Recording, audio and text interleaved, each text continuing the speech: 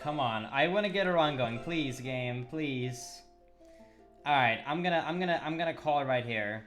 This is gonna work. I guarantee you this is gonna be the one. Here we go.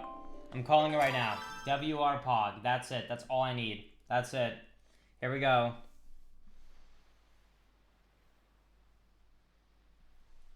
Look at this, dude. What's up, Strike? Yo, I'm glad you enjoyed the GDQ run, by the way. Hope we're doing great, my friend.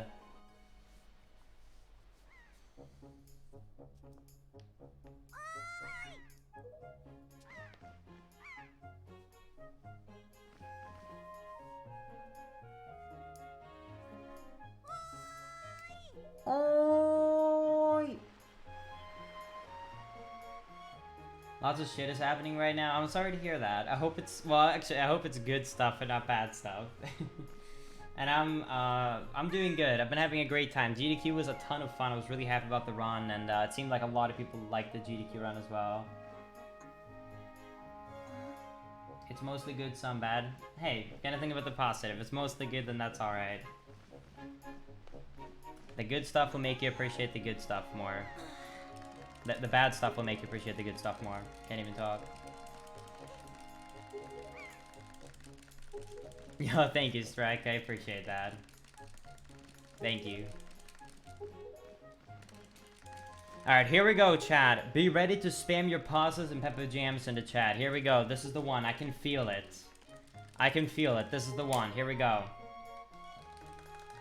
Here we go. I can feel it. This is the one. Here we go.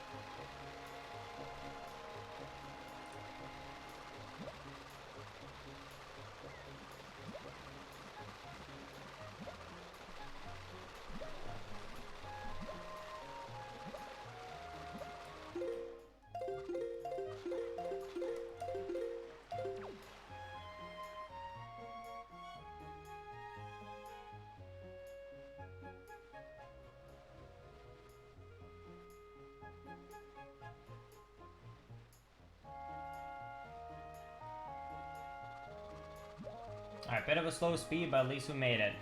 And we'll be ahead. Alright.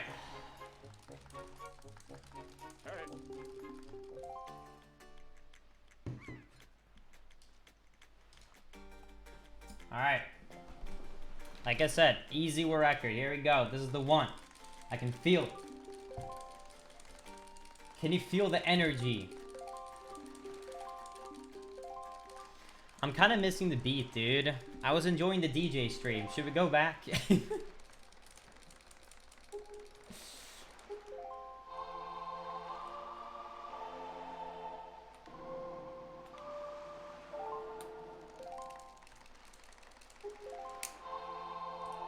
I'm on the TV and the Twitch cafeteria. Wait, really?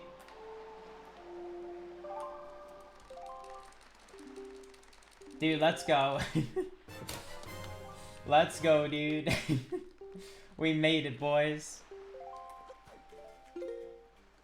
I assume that they don't have audio on the streams, but if they, I wish they did have audio on the streams, so that everyone in the cafeteria could have enjoyed hearing the pause sound effect. That would have been absolutely amazing if everyone in the cafeteria could have enjoyed the good old sound effect of pause.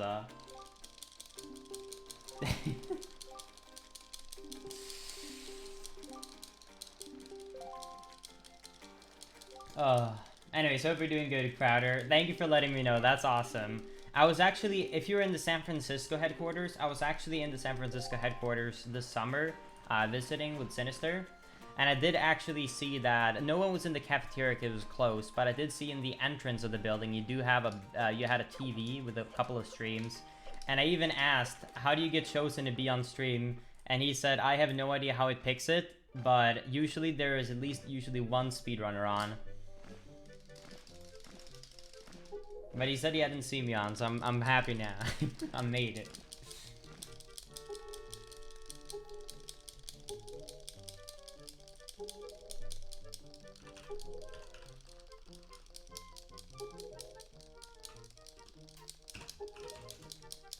We made it, Chad. Do you like Majora's Mask for casual playthroughs? Not a huge fan. I think Majora's Mask is a fun speedrun. I'm actually not a huge fan of it casually, to be completely honest with you.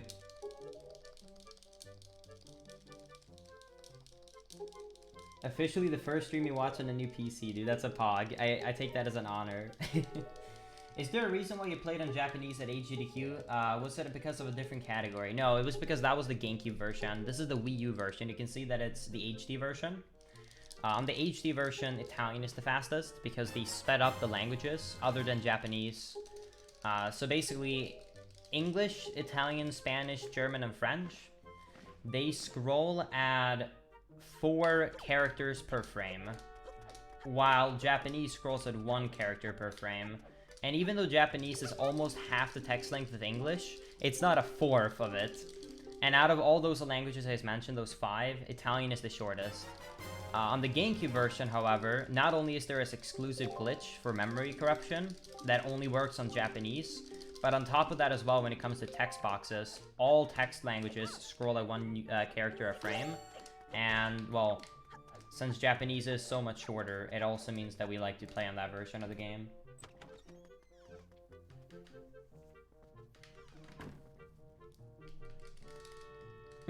Curly, I love that typo. You're not the first one to do it, but I've seen people accidentally type link instead of and said Linkus instead.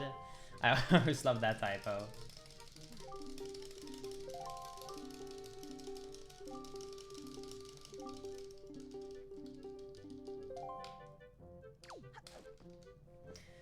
Leftover. For the longest time, I've actually been using a method that hurts my hands the least. What I do right now is still kind of that. I use my middle finger instead of my thumb, which hurts my hands less. When it comes to the method I'm using now, there is no good method. If you want to do fast pausa, there is not any really good method. Actually, do you guys want to have, like, do you guys want to hear something that's kind of freaky that you might not have ever realized that's a galaxy brain thing? Alright, everyone at home, try this yourself, okay? This is actually kind of freaky, but you will never notice unless you try and do super crazy stuff in speedrunning or maybe instruments or stuff. Take your right hand. Just take your right hand, okay? And you put it on a table in front of you, okay? Now, roll your fingers. What I mean by that is basically do it like brum, brum, brum. I'm sure most of you guys can do that, right? From like pinky finger to thumb, right? I'm pretty sure that most of you guys on the table right now, you could probably pretty easily roll your hand like that, right? So pinky, next finger, next finger, next finger, right? You could probably do that pretty consistently with the rhythm, right? Just over and over again. Now try and do the same hand, but try and do it the other way around. Try and go from thumb index finger all the way to the pinky. And you will notice how much harder that naturally is with no practice. You will notice how much more smooth it is to do it one way than the other way, because your natural muscle memory of your body is not used to the other way. You'll notice how it's actually way harder to do it the other way around. It's the same thing with pausa. There's one way to do a nicer method for your hands with pausa, and that is to do a perfect rhythm of going left to right. So you're doing pause and B, but because that's not your natural body rhythm, it's harder. You can practice muscle memory to do the other way. If you practice a lot, or if you have a talent, or if you played instruments or something like that that made you have to learn how to do it, then you can do it. But naturally, your body wants to go right to left, not left to right with your right hand. So if you want to do it quickly, it's way easier to do it right to left than left to right. Now, like I said, some people will have an easier time than others, but yeah, so in general, that's one part that makes it harder.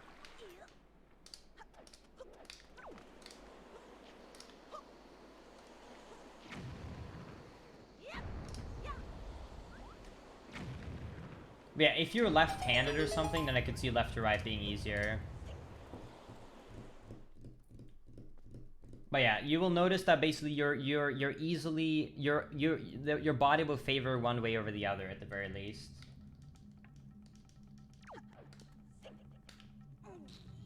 You send in a job application for an extra job. Martina, no! Don't overwork yourself.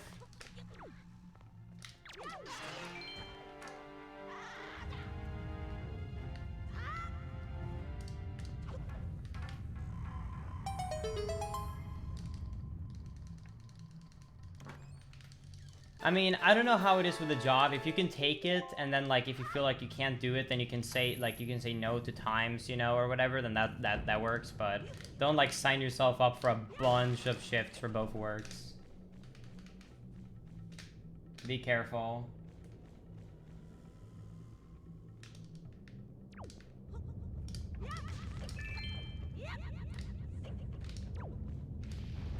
And I'm saying this as someone who does the same mistake over and over again, by the way, so I'm very hypercritical right now. Because how I work as a person is, I overwork myself. I feel super tired, overworked, exhausted. I almost hit the wall. Then I relax, I work less, then I feel better, and then I go, oh, I'm better now. And then I overwork myself, and it's just an endless cycle of doing that. That's always what I do. So I know how much it sucks being that cycle. I do it myself all the time.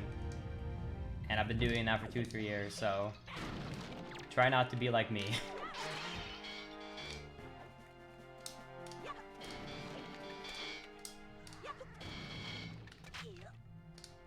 So I can't say that, like, I can't say don't do it because I do the same, but I don't recommend it. Esports and it's 20%. Actually, that sounds nice. Wait, the job you have already, you can sign up for your times yourself, right? You can actually say no, you don't have to go in, right? You don't have to go in if there's an open shift, correct? So technically, if you really like the esports job, you can do that 20% and then do less of the one you currently have to, right?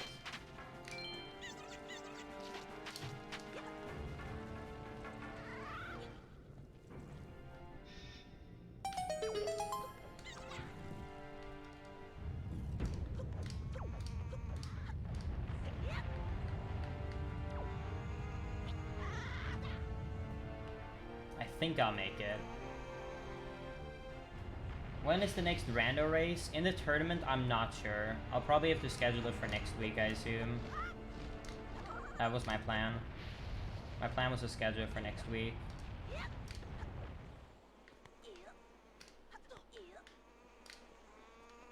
Alright, that's not too bad then. That sounds good, Martina. Feels okay, man. Pointing towards heart.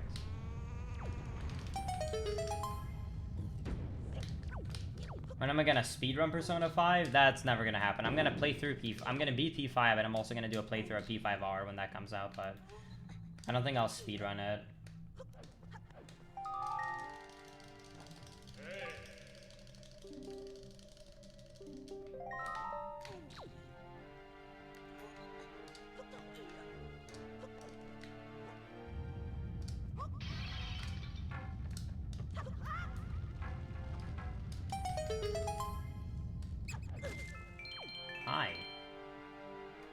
Am I into Switch into Smash Ultimate? I would say I'm like a casual when it comes to Smash. I like Smash and I play with friends, but I don't just like sit at home and grind to get better. If that makes sense.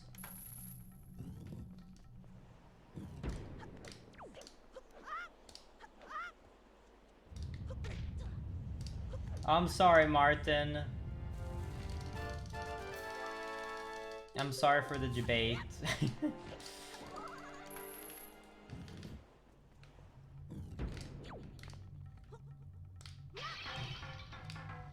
What are my go-to video games to relax? Okay, this is gonna sound really, really weird. This is gonna sound really, like, weird, but I guess coming as a speedrunner, maybe it's not a huge shock. If I sit down and I want to relax, I play Tetris 99.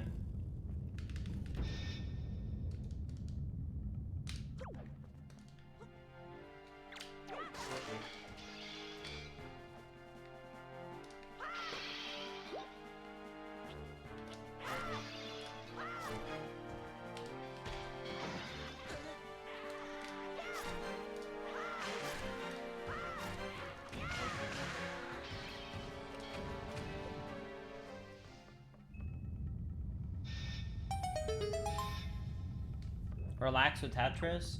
Well, I mean, the first, like, until you get to, like, top 10, you don't really have to pay attention. So I usually, like, with Tetris 99, I usually have a movie or a show up on the side. I kind of just casually play Tetris 99. And then if I get top 10, then I start paying a bit more attention. Alright, let's not forget the warp pause this time, please. Yay, I did it.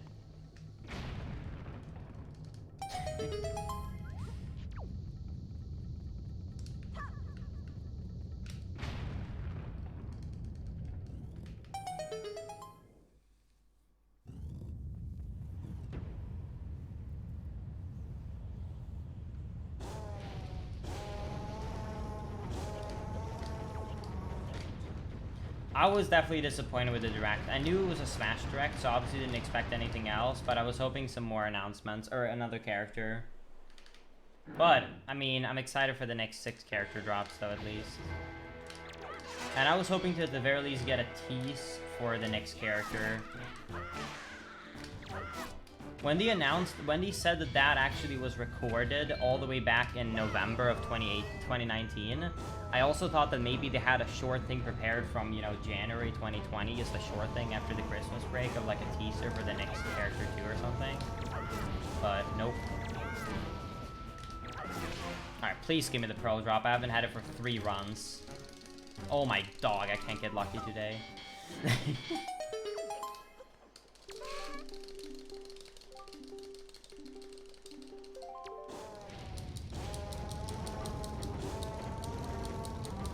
Did I forget anything? No, I got the war pod. I got the war pod. Okay, I don't know how, but we're getting a sick gold here. No, I could not have forgotten anything. Okay, I don't know what I did, but we got a gold.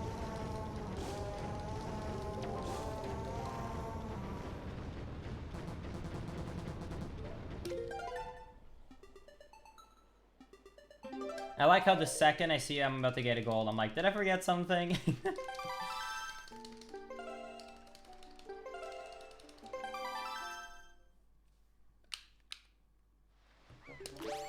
No, I have never touched my eyebrows in my life.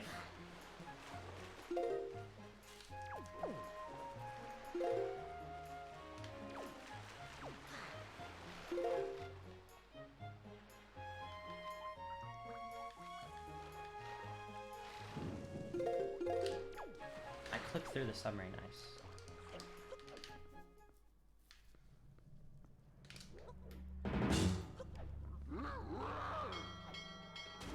Okay, touch, okay, yeah, but I meant, like, I've never done anything to my eyebrows. I've never shaved them or anything like that.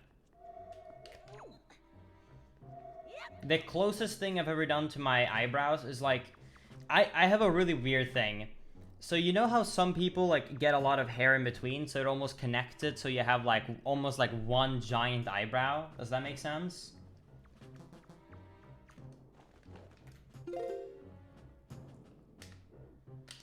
I get one single hair in the middle. One single long hair in the middle. So I randomly, like every month, take out my razor and I shave the one hair I get in between my eyebrows.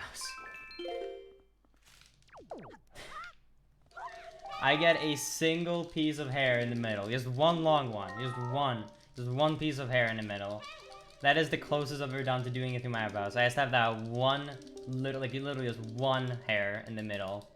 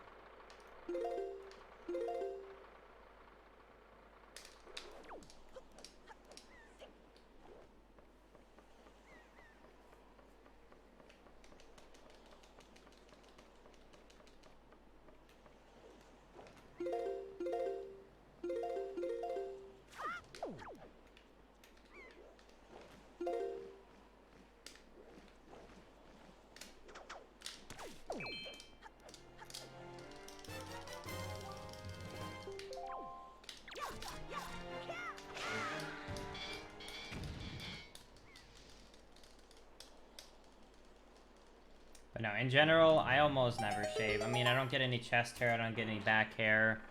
I barely get arm hair. I don't barely get any hair on my arms. I don't know.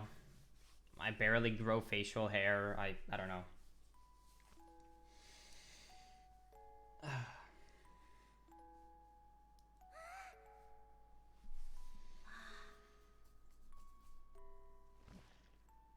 I missed so much your stream. Finally, I'm back.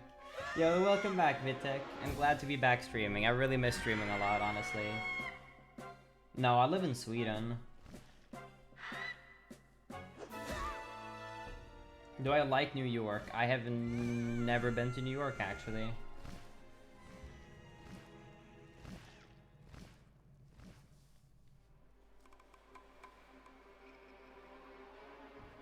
Yo, welcome back, Ned. Do you see my insane pace? Yo, I'm glad you enjoyed the GDQ run, Zach.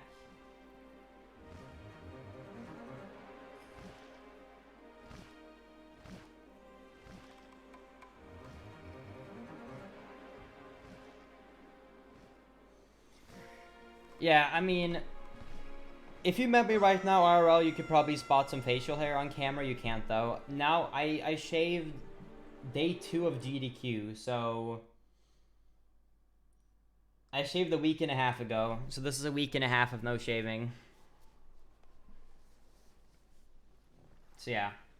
I've gone like 2-3 months without shaving, and stream won't tell. I won't be able to tell. You can see it IRL badly. Like, after about a week or so, you can tell it IRL. Because I get like a neck beard, and but it's not even, it's just a bunch of long black hairs. So you can see it really easily here if it's IRL. But that's it. I'm 21.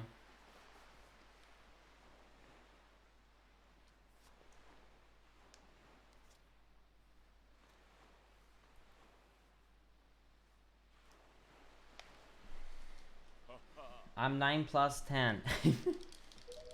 Hey from Frankrike. Oh boy, he's in France, boys. Ned, should go see him. Mongers dude.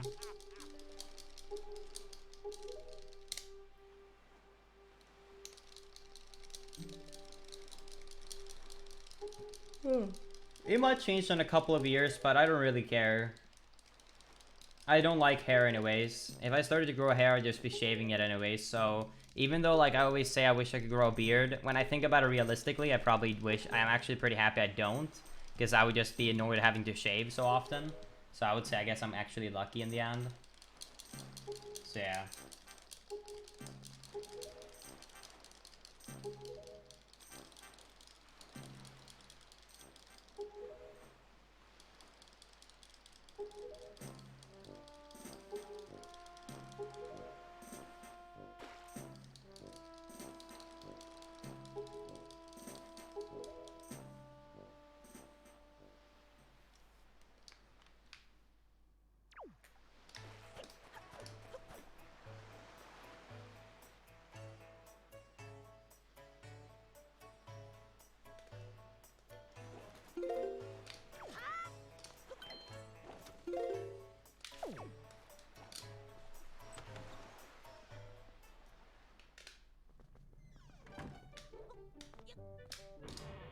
I've only shaved my legs once, but that one time I can say it sucked really badly. But I also messed it up because I ended up shaving my legs, and then the next day I realized I missed a bunch of hairs, so I shaved my legs again, the entire legs, the day after. That irritated my legs, so I got a bunch of ingrown hair, and then it was itching a lot. And then I was gonna put on something to make it stop itching, but I put on the wrong thing. So it irritated the legs even more. So I just had two super red, like, chicken legs. And it was itching for like a week. So I can't really say that it was purely the shaving. I could also say that I messed up bad. Welcome back, feels amazing. Yeah, don't recommend Hope it. you had a great time at AGDQ. Don't be me. Link us AYAYA.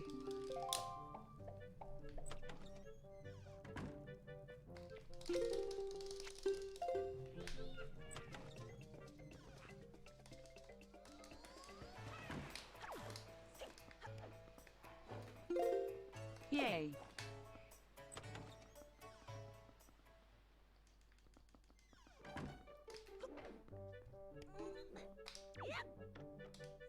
No.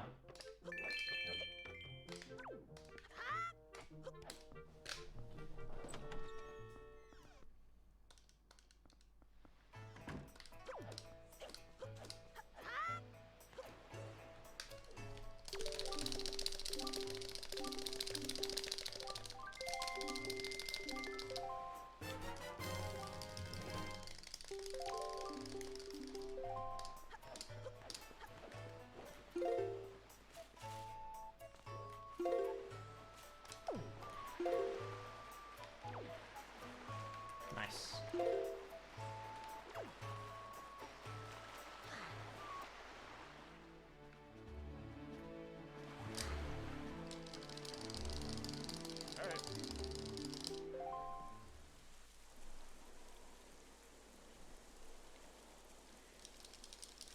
I hate how we have to rescue Tingle and buy the sail, literally just to be able to be in the boat for one section, or two sections.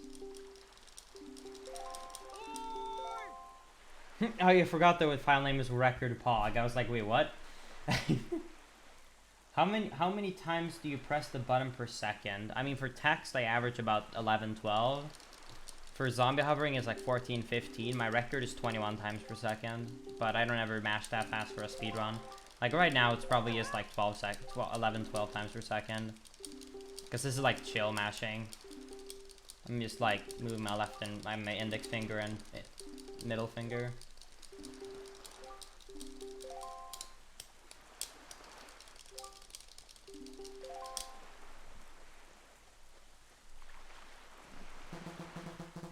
And when I'm really lazy, and I'm just kind of pressing the buttons like left, right, like this, then that's about 9 times per second. That's about the slowest I would go for mashing.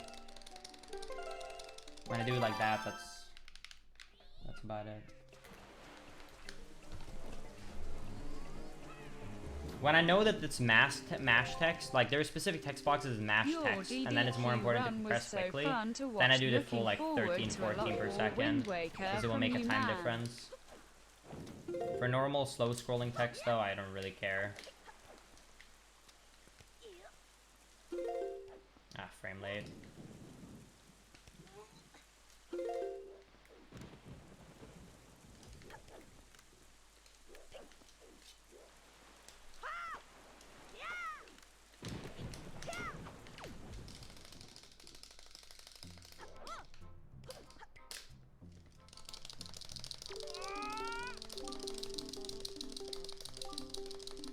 We still have some lussebuller, please give me some.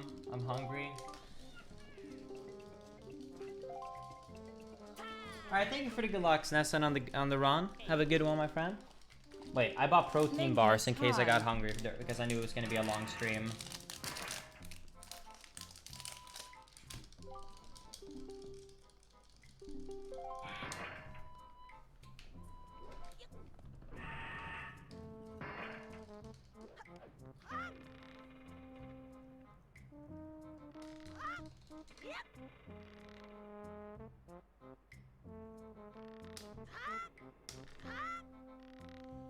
Ooh, this is gonna be a tight jump. So like right now, I know this is mash text, so I actually mashed about like 12 times per second on my A button, and then like probably 7 or something on my B button.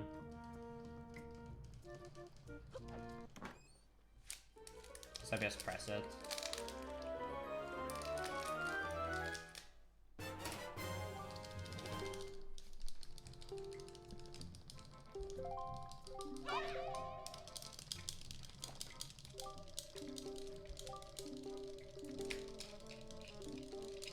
My record is 226.04.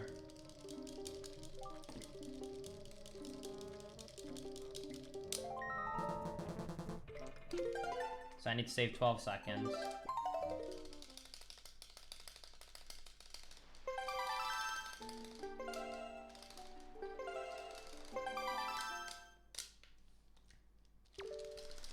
Been watching your speedruns for a year or two on YouTube, never considered watching your stream. Wind Waker fan since my child. Yeah, that's awesome. Welcome to the stream, Ron. Hope you enjoyed the stream. You're coming in at a pretty good time, actually. We're having a pretty good run going. Hope we're doing good, by the way.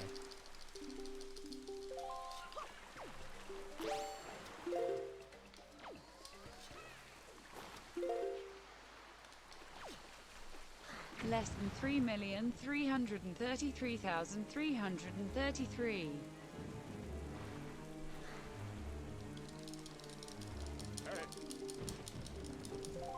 A gold split means that it's the fastest I've ever done that segment. Basically see it as a personal best for that segment. So my grappling hook was a gold, right? That meant that from obtaining the bottle to getting the grappling hook, this run I did that the fastest I've ever done it in my life. So those like 9 minutes of gameplay was I did that faster than I've ever done before. I think it'll be just like watching without talking much. Your streams are very interesting to watch. Never let me down. Yeah, that's awesome. I'm glad to hear. Big respect for you. Thank you for every single YouTube video and every tip they give you. No worries. Hope you stay tuned. I have a couple of YouTube projects planned and in the works. That's gonna be really fun to get to. Did the sub-10 bottle curse get broken? Earlier today, our last run before this one, we got a sub-10 bottle and I forgot to open up the war pot and dragon roost. So you can definitely call that like the curse. This run thankfully did not die yet, at least.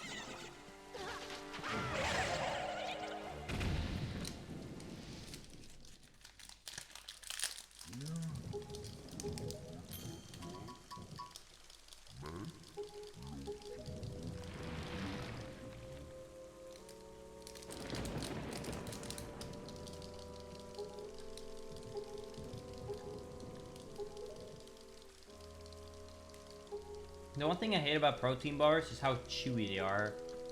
I feel like I never stop chewing. It's an endless chew.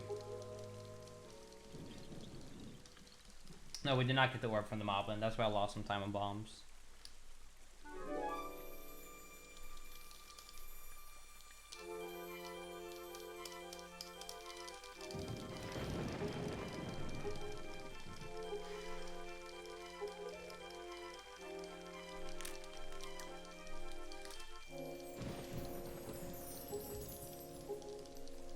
Dude, we need to find Chew Skip. This is annoying. This is really slow. Giant time loss on the protein bar.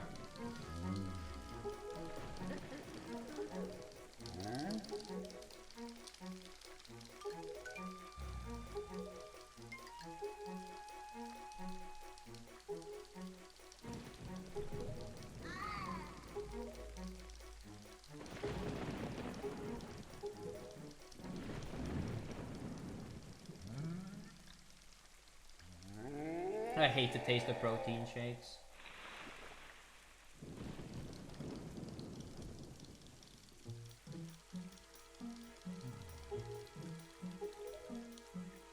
Okay. I finished half the bar.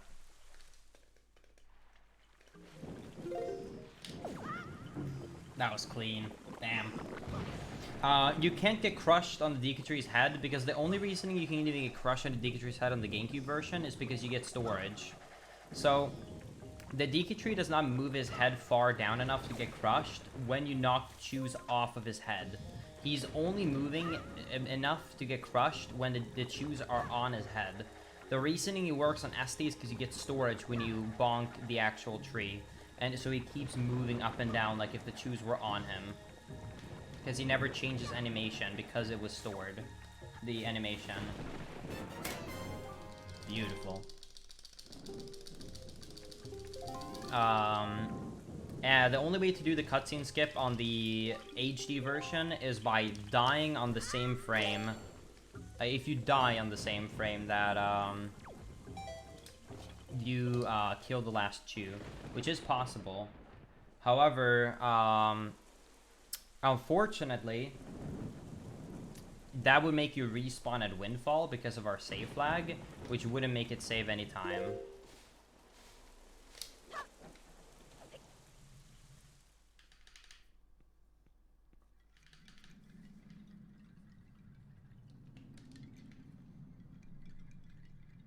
Drop a Linkus IIA if Linkus is your favorite streamer. I'm gonna post a Linkus re.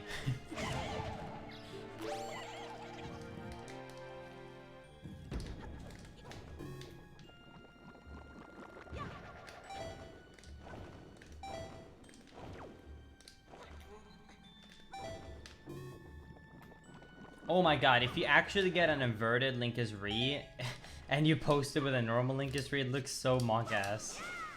It looks like they're trying to make out, but failing miserably.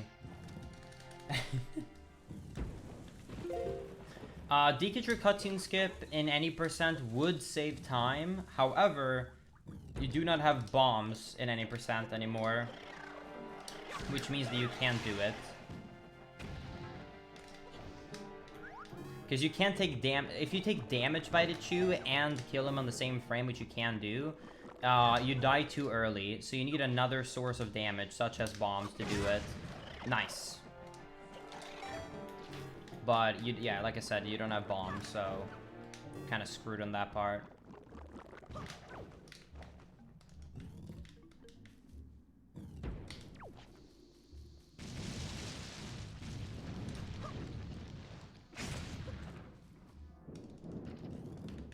Fall damage works, but then you can't kill the chews. Exactly. And to kill them remotely, you would need to throw a bomb or something at them, which, well, we're back to square zero.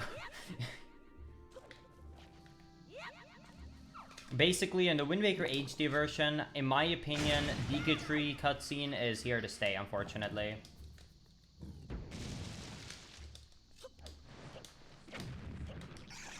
But at the same time, I'm not too upset because Decatur cutscene skip absolutely sucks on the HD version. It's horrible. If you play on a gamepad, it's not too bad, but if you play on a Pro Controller, it sucks. So, I don't mind it. It gives all gamepad users such an advantage that, compared to Pro Controller, that I really don't mind it not being a part of it.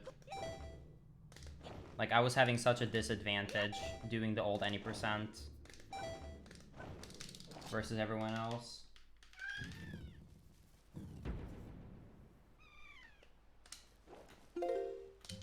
Are you talking about, like, skipping the death by doing a save and quit, Alberto? By doing, like, changing, like, pressing the minus button?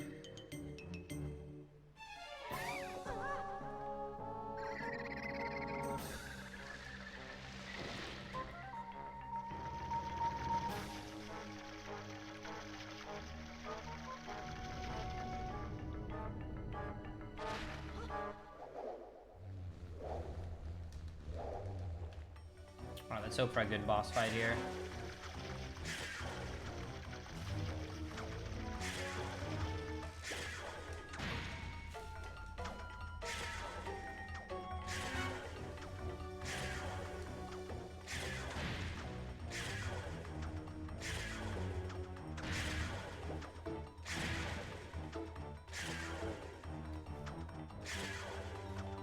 Dude, don't move.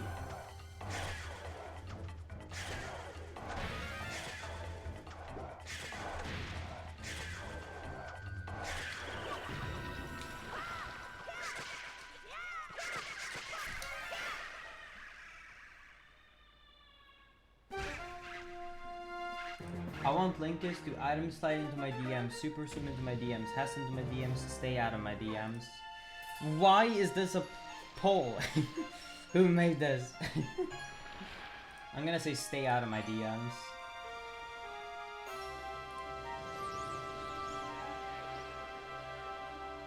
Is the Starbucks date a joke or do you mean it?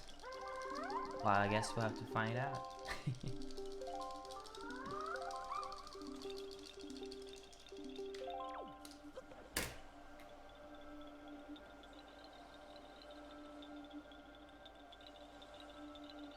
What are your thoughts on the rules of capturing the gamepad screen if the glitch is used? I don't like the glitch in general, so I would say yes, because then people wouldn't use it. I mean, technically speaking though, when I talked to Gymnast about it, because I asked Gymnast when I used to speedrun the gamepad. When I talked to Gymnast when I used to speedrun the gamepad, I asked, what if I accidentally hit the minus button? And he said if it's accidental and you press it again immediately, then it's fine. But if you do it on purpose, then it's not allowed or you have to capture the gamepad. And technically that would be on purpose. You would technically have to capture the gamepad footage to do it. Unless we change the rules to then allow it now. But the old rules would not allow that because it would be a purposeful minus button press.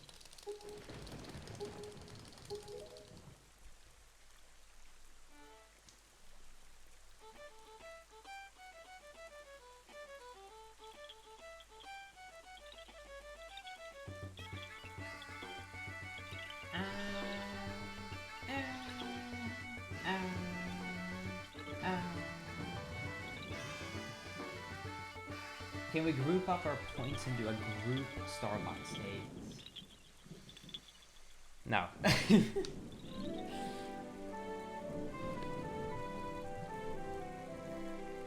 If you wanna skip the 1 million points Starbucks date requirement, then you have to find a Starbucks date skip.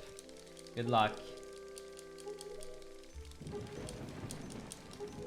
Well, I mean, we're a bunch of speedrunners here after all, so maybe you can find a skip.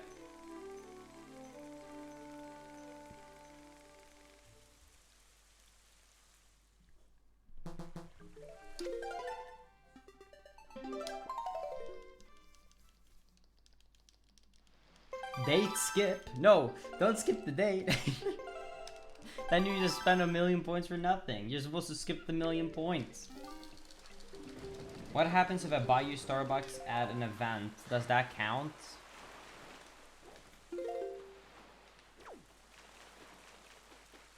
I mean, I would accept it if it's a pumpkin spice latte. I guess that would work as a skip. Damn it.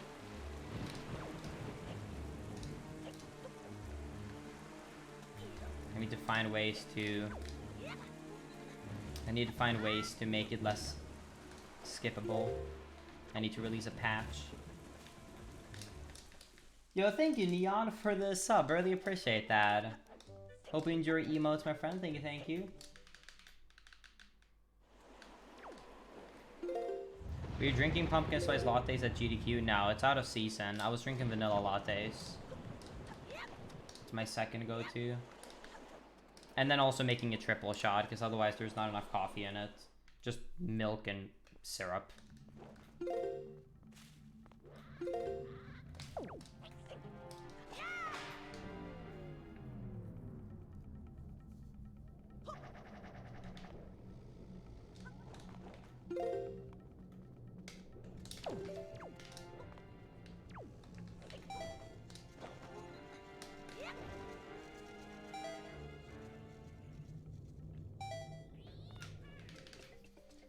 Yo, thank you, Noor, for the sub as well. I really appreciate that. Thank you guys so much for the subs and your emotes. Thank you so much for the support, everybody. And also, we've had a lot of new followers today as well. Thank you all for the follows. It really means a lot. Thank you, guys. Can we have a coffee date instead? Of course. If you come to my place, then I will. If someone comes to my place, I will have a coffee date with you. Good luck getting here. You don't know my address.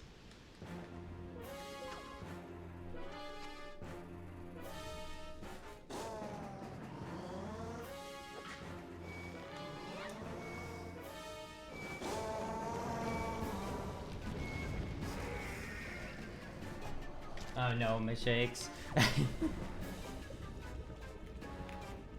Well, actually, Linkus. Oh no, Monkas.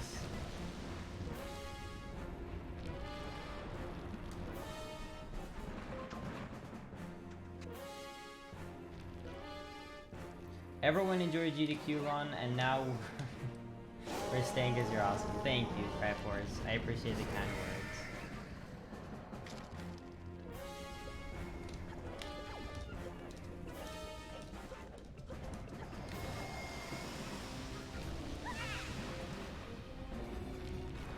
Nice pace. Keep it up, man. Yo, thank you, Zalaraz. I appreciate that. And thank you for the 7-month resub. What a great number, 7. So the first time I saw Linkus was on GDQ video on YouTube. In that video, he was speedrunning Wind Waker Honda with Gymnast on the couch, and I honestly thought you guys were married. Well, it's been a meme for a very long time that me and Gymnast are married. So, like, he always says, hello, my husband, when I join his chat. It's been a long-lasting meme, so you're not alone. People love the idea of me and Gymnast being together. There's been so many fanfics written, and yeah, it's gone crazy. It's a meme. Well, I kind of like girls, so that's kind of a problem. I don't know, Chad. Do you think that's a problem? I don't know. It seems like a bit of a problem.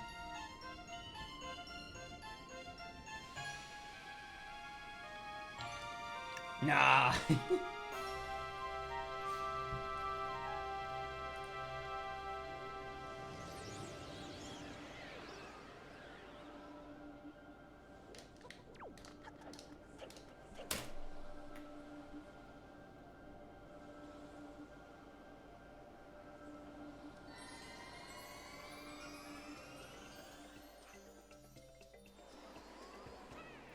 I kind of like girls too, but that doesn't mean I can't change my mind sometimes. Ugh. Chat.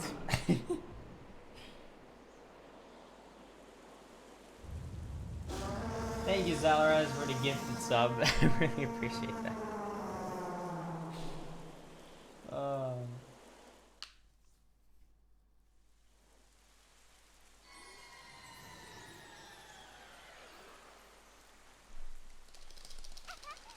We're record fog. The game said it. The game knows it. How could you do this to Sappers? I'm sorry.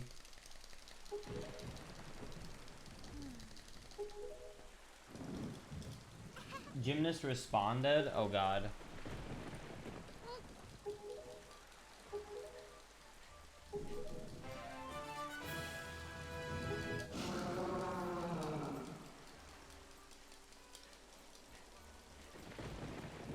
Did you just want me to watch Skyward Sword? He's just running in Skyward Sword. I hate this game. Lucas says that, but he doesn't actually mean it. We all know that because I'm his husband. I can't believe I ran up that wall. God damn it.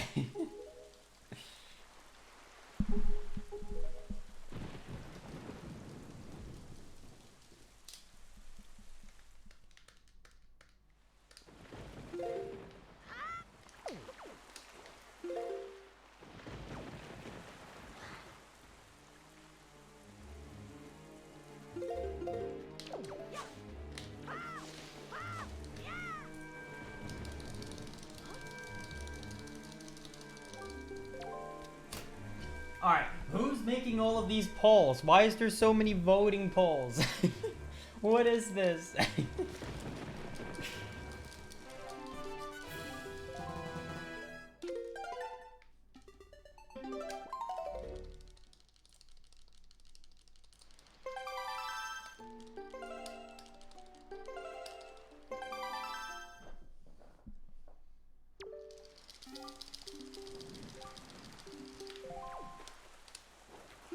Not me, I'm busy. Monk ass dude. My mods are going rogue.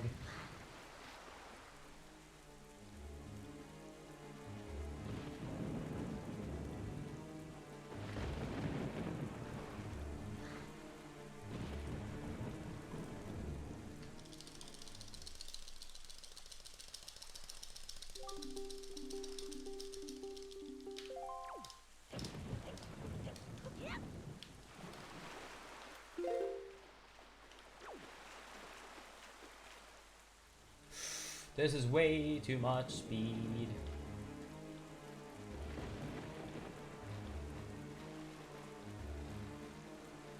Where am I?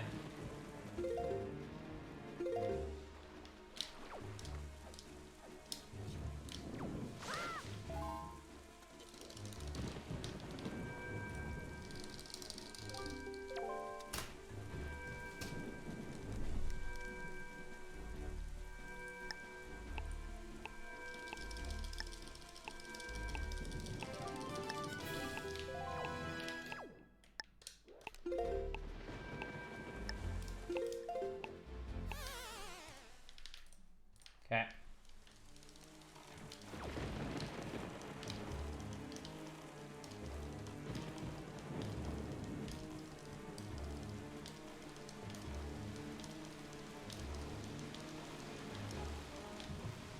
No, that's what I wanted to do. So if you go over one coordinate out of bounds from the ocean's boundaries, you void out if you touch the water. And I want to void out right there to spawn back at outside island. So I purposely use a metronome to time my speed so that I can go so far out of bounds in one frame that I will land in the water out of bounds so that I void out and spawn back here. This also, because I spawn in the water, I will also be spawning into King of Red Lions, and going into King of Red Lions boat fixes your save flag. So now I will officially start respawning at the island I'm supposed to. So if I save and quit now, I won't be put back to Windfall anymore. I'll be where I actually should be placed. This is really important. How much negative speed can you build up? You can charge up speed until you reach the 32-bit integer limit. At that point, your game is going to crash on console. And on emulator, because it doesn't emulate the Wii U perfectly, it's going to just cap your speed at the 32-bit integer limit.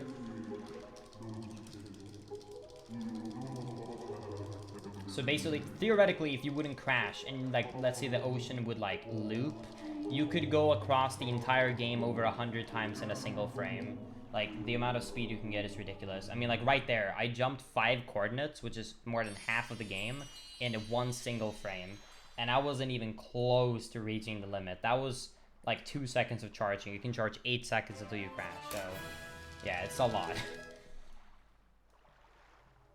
Yeah, I use a mechanical keyboard. Are you ahead of your PB because of the new tactic, or because you are a god? I did change around my splits, so that is why I'm more ahead than last time. However, even if I didn't move around my splits, I would still be ahead, because this is actually a really good run. You can look at best possible time in the bottom, and you can see 2:21:41. So if I played like some of best for the rest of the run with my current pace, I would get at 2:21 right now. So this is actually a really good run. We haven't had any major mistakes yet.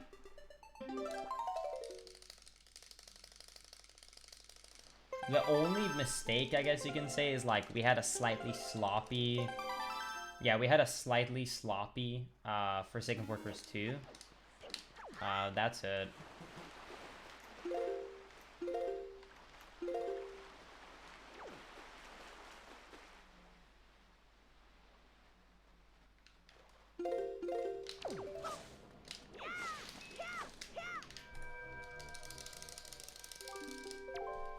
Could you hit world record in Wind Waker HD 90%? If not, how so? If I really started to grind, I believe that I definitely could get the world record back on Wind Waker HD 90%. The main reason I stopped caring about any percent as much is because, well, number one, I got burnt out. That was the main first reason why I stopped. I only ran Wind Waker HD 100% full time, close to as a job, from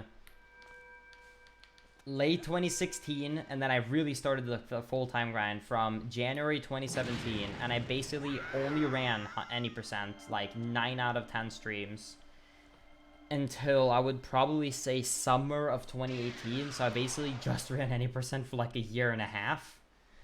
After that, number one, I stopped because I was getting burnt out, and then what made me not go back to it after my break was when the times got more optimal, you have to get really crazy manual super sim times, which requires fast pausa and perfect pausa, which means you either need to have a really ridiculous stupid tempo, and you also have to reset more on the manual super sim because you can't take bad times.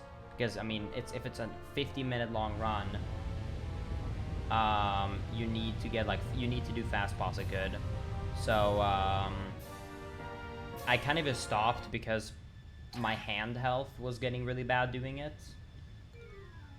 So yeah, theoretically speaking, I could with my manual super sometimes, that doesn't hurt my hands, get world record paces on any percent. But the thing is, any percent is so short, it's really difficult to just accept that you're gonna have a 20-30 second time loss when you start the run, and then you have to catch up. Does that make sense?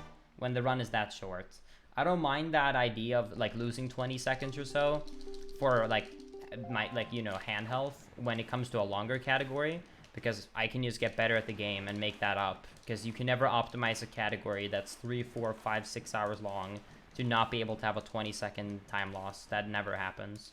I mean, even the most optimized games in the world, like Super Mario 64 120 star, you could take a 20-second time loss there and you could still get a record. It's not even close to being that optimized. It just doesn't happen, even on the best one. So that was the main reasoning why I never went back to it. I do want to improve my PB. I can definitely do that. I do plan to go back. I do plan to improve my PB. Specifically doing a record grind, I am not sure about that though. Maybe, we'll see. If I see that like I can be fast enough to where I actually have a legitimate good chance at getting record attempts going, even with my time loss on manual super sim, I might do it. But if I can tell that like I would need the god run with my manual super sim times, or be stupid with my hands, then I would not do it. Oh, by the way, Alberto, I was asking a question earlier in the chat, but you weren't here because you had just probably gone BRB or something. Did you do fire morph in your record, or did you go for the mid-air shot?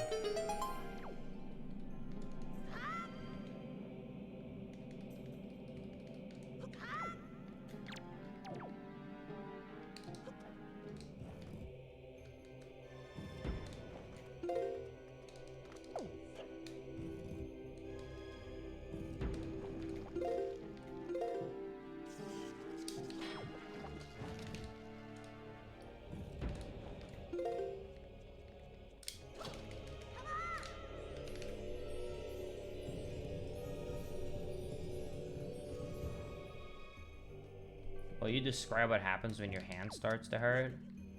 I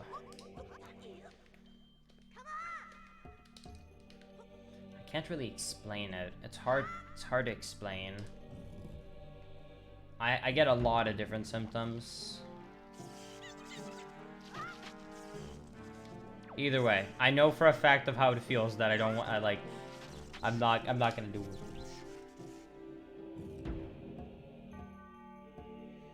It's not carpal tunnel, if that's what you mean. I didn't know that. I did go to get that checked.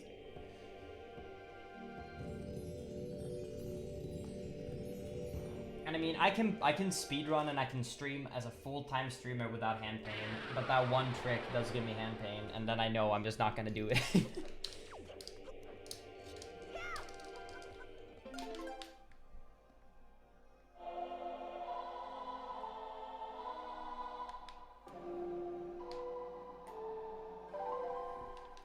Sometimes the mobile app can kind of freak out. I recommend it to just restart it.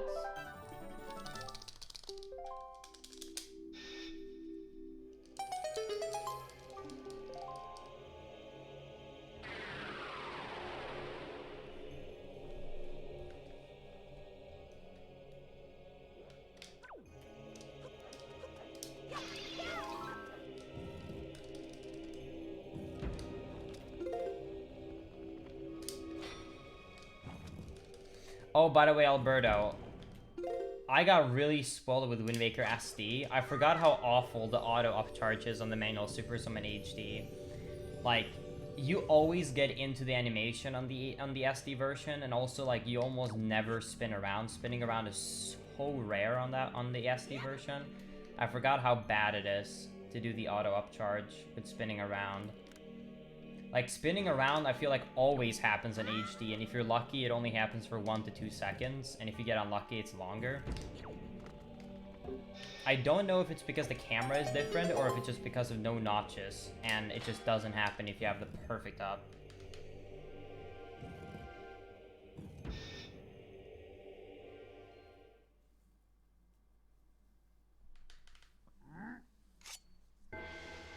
Oh, I forgot I'm going up against a gold here. Oh god. Well, I did have a pretty good split, so it should be fine. Almost didn't make that. By the way, a little bit of a fun fact, what I do right here. You notice how I only slashed this guy 4 times, and then he dies? This is actually a pretty cool strat, actually. I don't think I even mentioned this during GDQ because I wasn't in here. But a little bit of a fun fact that is actually a really cool part. So, you know how this... this is like Wind Waker knowledge for you. Now you can go and brag to your friends. So this guy has an armor, right? So how Wind Waker deals with an enemy that has an armor on it is that the enemy just has 1 health bar in total. It only has 1 health bar. And it keeps the health bar for the armor. When you break the armor, it resets the health bar to be completely full. Now what I do right there is I exactly do 3 quick spins and 1 stab. That means that the armor is only 1 or 2 hits away from breaking.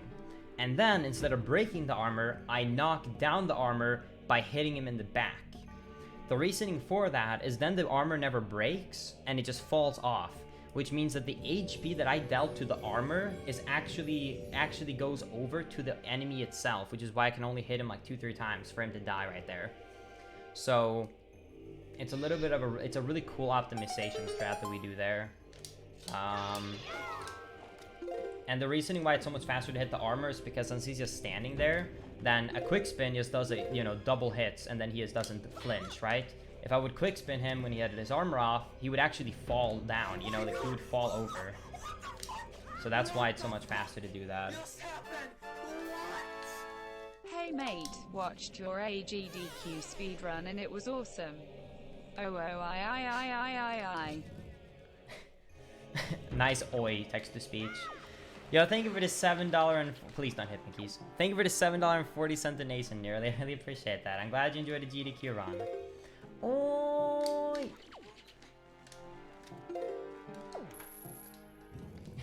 Or oi, oi, oi, oi, oi, oi, oi. But I don't think that's what you meant. Thank you so much. I hope you're doing amazing, nearly. And thank you so much for stopping by the stream and for enjoying the GDQ run. That's really generous of you.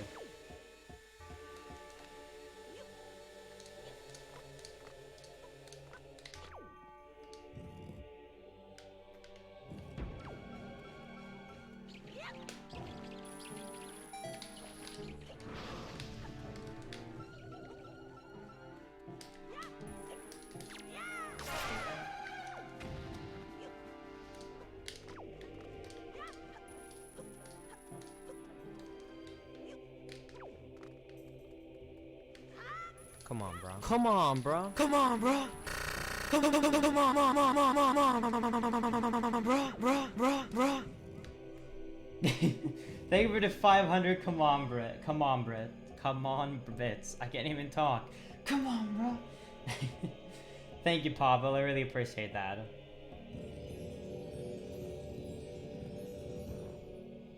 I disagree, Alberto. With the new setup, from the looks of it, I don't think it looks that bad. I haven't tried the turnaround with the bomb, but if the turnaround with the bomb is actually consistent and not horrendous, the mashing is not bad at all. The mashing is easy. So if the turnaround with the bombs are not that bad, then I don't think it's bad at all.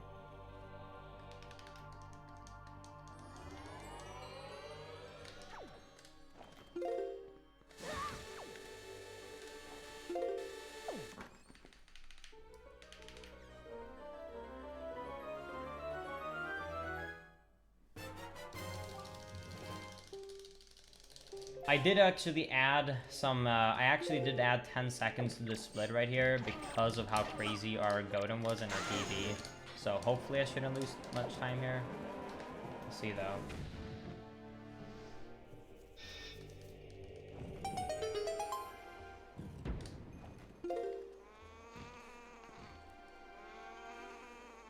Oh, please make it through.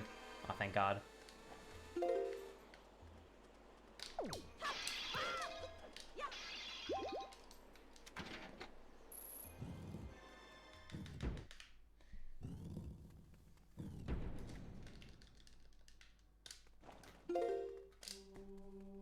How the current PG skip setup is done is you basically do a cutscene skip into Puppet Ganon's room, so Puppet Ganon just never spawns. But the rope isn't down either.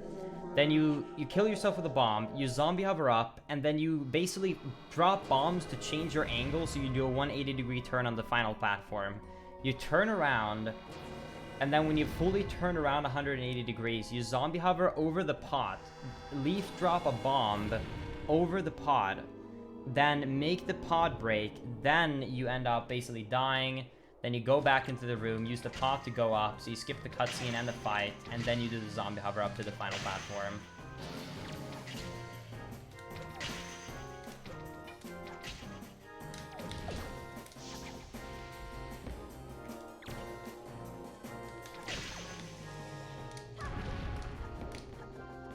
How do you skip the cutscene? By dying on the same frame that you hit the loading zone.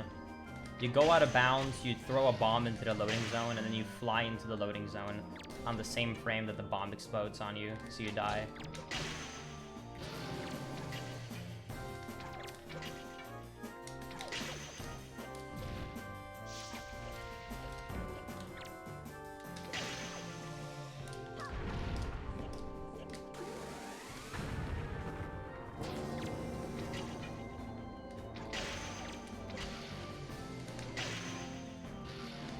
Oh my god, 2 respawn on the hands. That's really bad luck.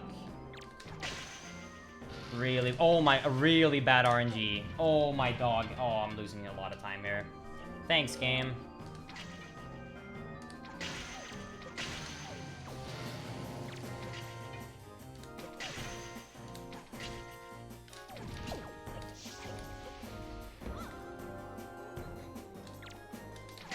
So if you wonder how these hands work, basically, imagine that it sets a random time from imagine that it takes a random time from imagine it does a random time for 5 to 20 seconds, right?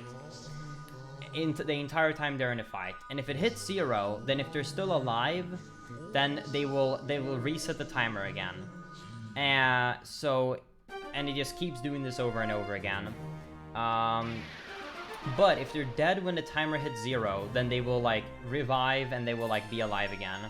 So what can happen is you shoot the hand, and then literally 1 second after it's dead, the timer happens to hit 0, and then he revives and he's alive again. That's why that fight sucks so much, because basically the hands can just continue to respawn like that if you get unlucky. So that's what ended up happening there. Yeah, the reasoning it works, Matler, is because on Wind Waker HD, you can't watch a cutscene while you're dead, right? So because you can't watch a cutscene when you're dead, if you trigger a loading zone on the same frame that you die, so you can't watch cutscenes and you can't go through loading zones when you're dead. However, if you happen to hit the loading zone in the same frame that you die, then it will actually trigger the loading zone. And then if you go through the loading zone, then when the cutscene is supposed to play, you die. How it actually works on the SD version, however, is another method. So what you end up doing instead on SD is you have and I think you can also do this on HD as well, if I'm not mistaken. Because you're out of bounds, what you do is you throw a bomb into the loading zone, and then you jump and you leap into the loading zone. On the same frame that you hit the loading zone, you die. So that loading zone starts to trigger. Then you start falling because you're out of bounds. And then you void out before the loading zone sequence finishes. So it triggered a loading zone knowing that you triggered to go into Puppet Ganon's room and the cutscene is supposed to play, but you void out canceling it. That's basically how it works. Which game version do you think is better? New Link's Awakening or the original Game Boy Color release? I think the remake, personally. Speedrunning, I mean, that's down to preference. I personally prefer Switch, but just casually, easily the Switch version.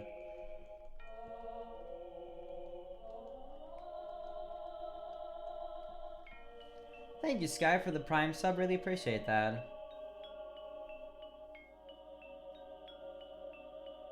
Yeah, exactly, Alberto.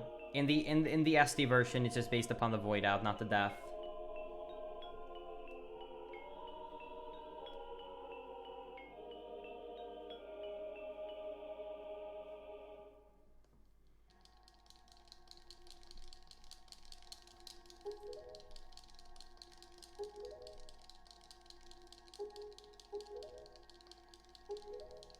Wait, there's a good setup for it, Alberto. I might give it a try. Maybe I can snatch the 90% record.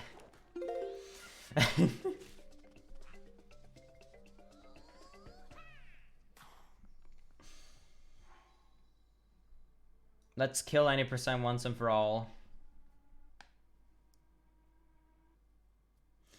Would you guys be interested in a category where we have to do a 4-minute long zombie hover?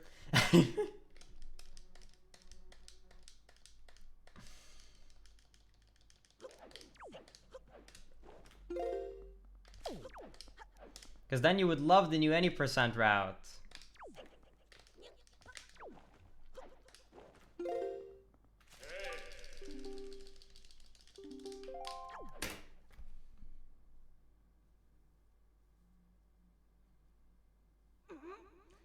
I know that it's frustrating to like figure out how speedrunning works, but that's why like I make so many tutorials, because like if there is a community member or a community members that make good like well-written text-based tutorials and like also video tutorials, it's really not that bad to pick up speedrunning. Like a lot of communities will have people that actively go out of their way. That's why I actually made a lot of tutorials for Breath of the Wild. So I do speedrun Breath of the Wild here and there, but I am mainly a Wind Waker speedrunner, right? The reasoning I made the tutorials for Breath of the Wild is because I wanted to pick up Breath of the Wild speedrunning, and I can't figure something out, and there's no tutorials for it at all. And then I do something and I keep failing, and then someone in the chat happens to see it that is a runner and says, oh, by the way, remember you need to press this thing as well. And I'm like, how was I supposed to know that? You can't know that from looking at someone doing the trick, and there's no tutorials out there for it. And then I wanted to have I wanted to find a setup for something, and I couldn't find it. That's because the tutorial, like the setups that's not used, are unlisted YouTube videos. It's not a playlist. It's just that the runners know the link to unlisted playlist videos of the setup. So I was like, dude, this sucks. This absolutely sucks. So I had such a hard time to learn Breath of the Wild. The second I finished learning it, even though I wasn't a top runner, I went ahead and I made like 5-6 Breath of the Wild tutorials, because I was like, if anyone either A, wants to just mess around in Breath of the Wild and do the glitches for fun, or B, they want to learn the game, I don't want them to go through like what I had.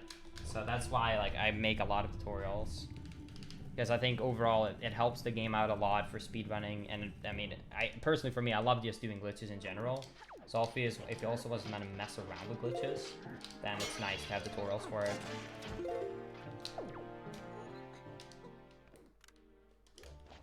There are some other people that did pick up tutorials after, but when I was learning it, there was like really no tutorials.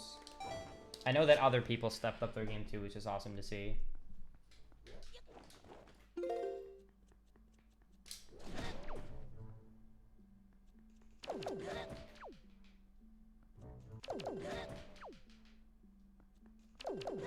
Please game 50% chains. Thank you.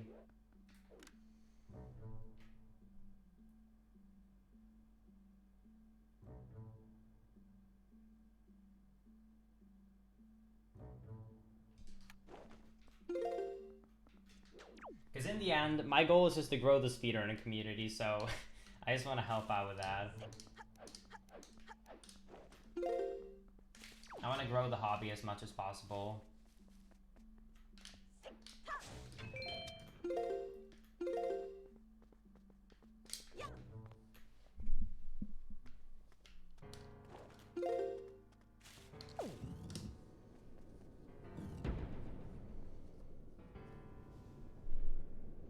Yeah, on the HD version, because you can get speed on the ground with item sliding, you can get a super precise angle. The angle is really dumb. It's about, you have 10 units of, you have a 10 unit, like basically leeway room to get the angle to work for barrier skip. And to give you a reference, 360 degrees can store 60 plus thousand angles.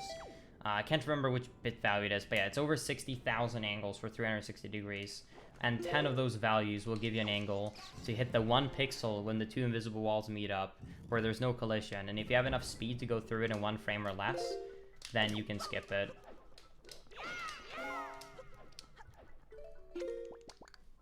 Alright, I'll try it on buffer like once or twice, but otherwise I'm just buffering it, because I'm not good at aiming with gyroscope.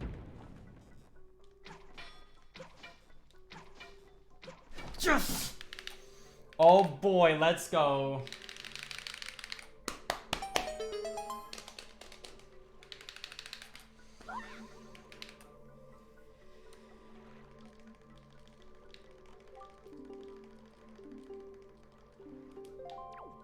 Swedish sniper in the house, baby. Let's go.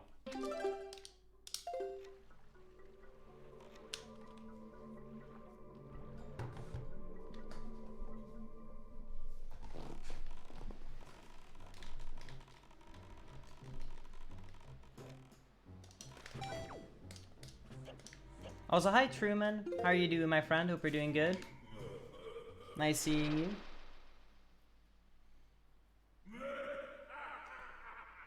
Dude, Eximos, you should have seen last round. Last round, I tried it for like 7-8 times, ran out of arrows, and then I had to like do the slow strat and buffer it. Ugh, I can never get perfect RNG. I want a good gold here. I can improve this gold, but it requires me to nail those arrow shots and get 2 ground spawns on Papa Ganon, or Phantom Ganon, I mean. Oh, worst RNG, 2 mid-air spawns. That sucks. Alright, damn. Rip the time save. Yeah, he can spawn on the ground or in the mid-air. If he's on the ground, then you can just hit him immediately. If he's in mid-air, then you have to do that.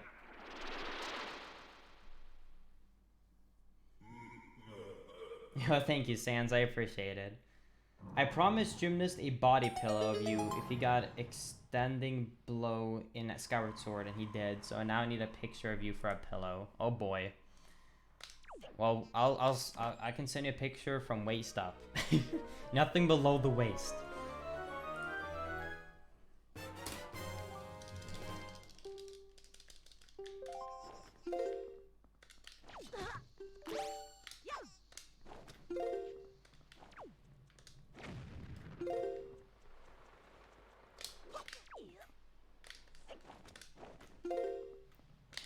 No, we do not get you, bastard, that, Chad. No, waist up.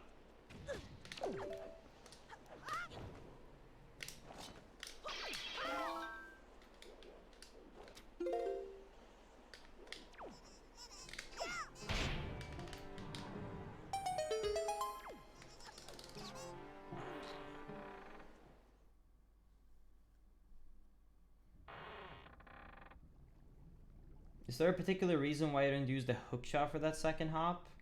What do you mean, Matler? I don't have the hook shot.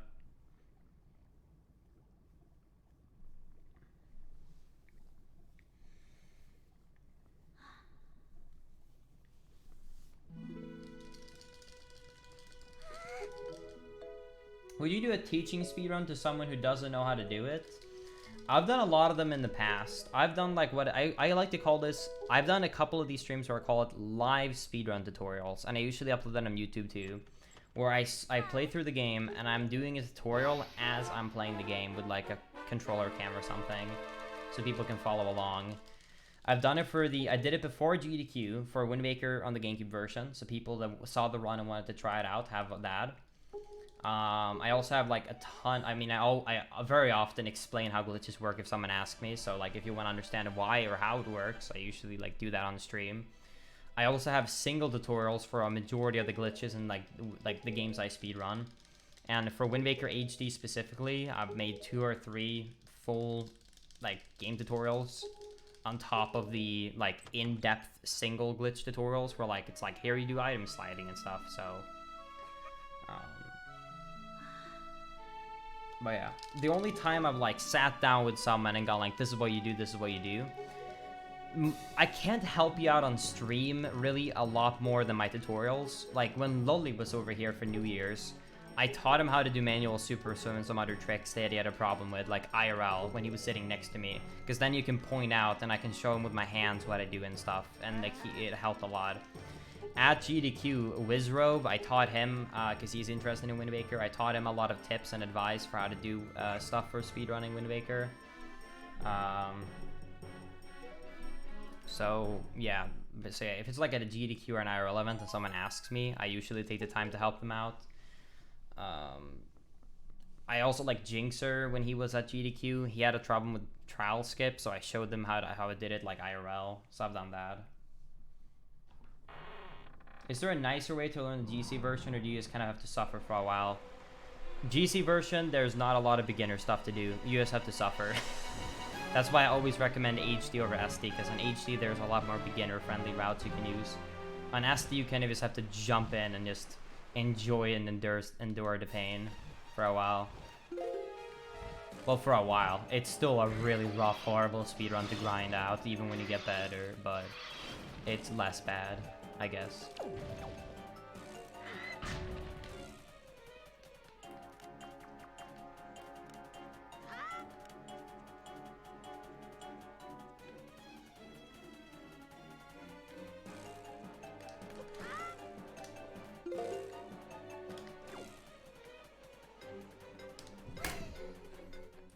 Let's go.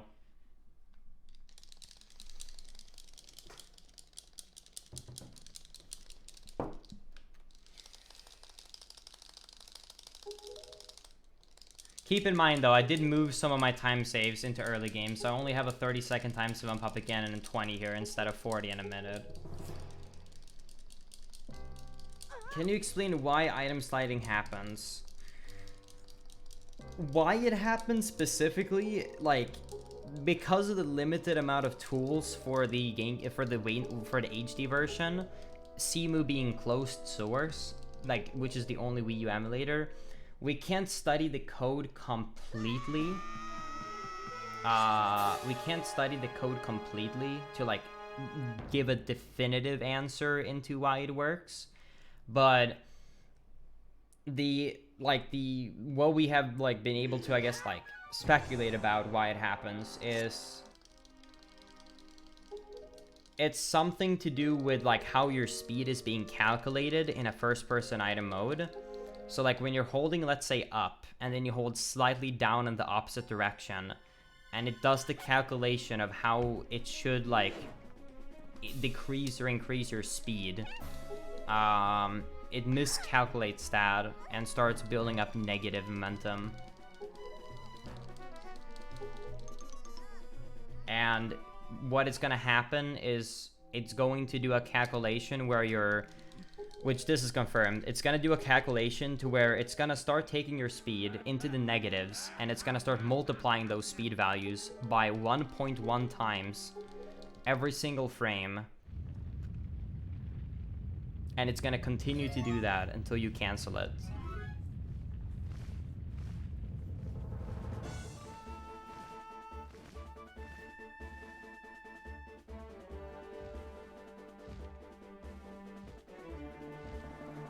And if you don't know what ESS positioning is, it's basically the smallest input an analog stick can register outside of the dead zone. So imagine that you have the dead zone in the center, and then you have the rest of the control stick. The smallest input the game can register, you know, when, like, Link is now walking but he's just turning around, that is what's known as ESS positioning. The reasoning that term exists is because it stands for Extended Super Slide, and it comes from Ocarina of Time and Majora's Mask. In Ocarina of Time and Majora's Mask, oh, this is like a speedrun lesson now, take out your notepads. I don't know if people are interested in this or not, but basically, in Ocarina of Time and Majora's Mask, in the dead center, you have the dead zone. You don't walk at all. Then, there's a circle right outside of the dead zone. And this is what's known as ESS positioning.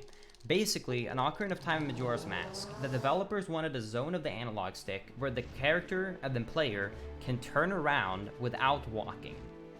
Now, how they ended up designing this specific mode before you start walking is that they cap your speed. So they cap it. The reasoning for that is because normally you would come from the center before you start walking into this area. And that makes sense. If you cap it from the dead zone, it means that it caps it at 0, which means instead of walking anywhere, you're only going to be turning around.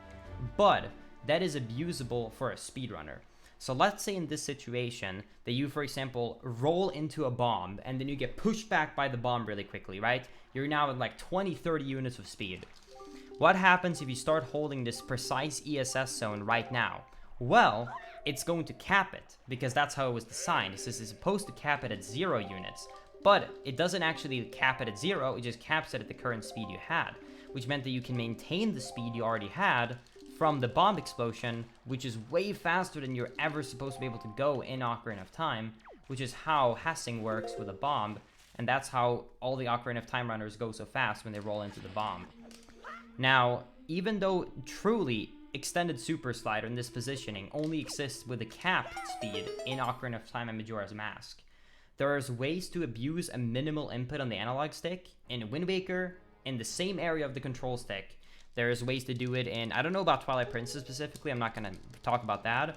In Skyward Sword, you can also use that to your advantage. So there's multiple Zelda games where the smallest input outside of the dead zone has a feature. So we has dubbed it the ESS positioning, because it's the same positioning as in Ocarina of Time and Majora's Mask, where originally the glitches originated from.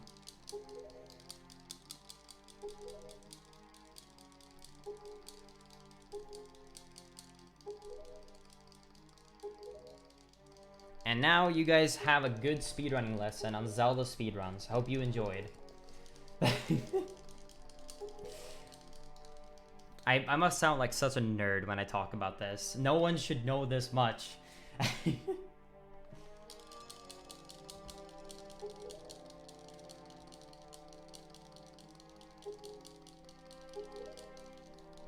Will this be on the test? Yes, it will be on the test.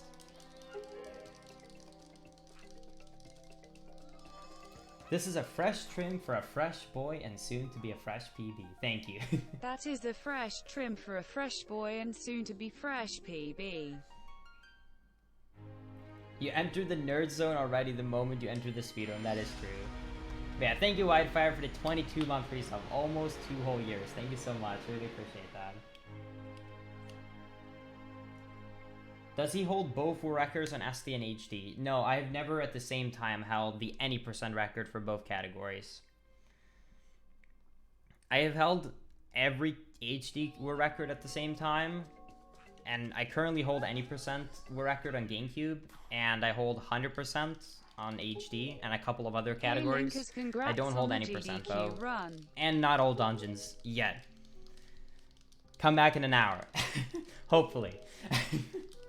I hope. Thank you, Dragon, for the Twitch Prime 3-month resub, my friend. I really appreciate that. Thank you, thank you.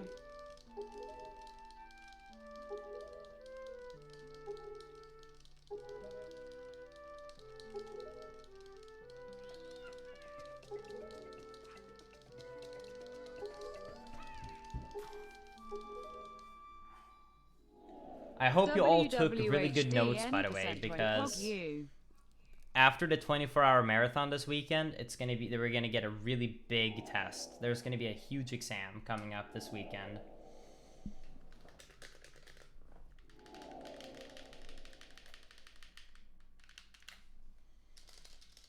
The reasoning we're doing commentary on all 12 games during the marathon is because we're gonna have an exam on all 12 games, and it's gonna be speedrunning related questions to all 12 of them. So I hope you're ready to learn 12 different Zelda games. Okay, well, 12 different games, 6 of which is Zelda. What happens if you fail? Let's just say you don't want to find out. Well, I guess.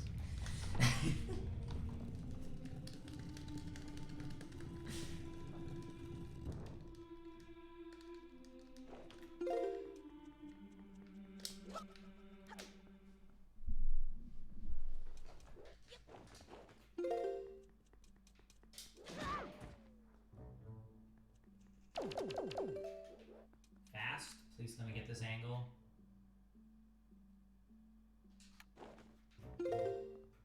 Please work. I failed this 2 runs in a row. Please work. Yes!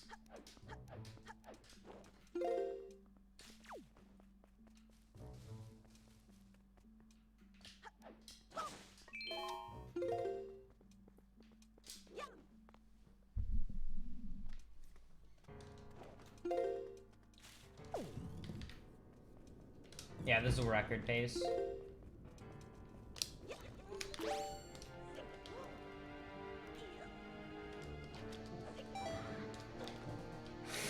Oh no.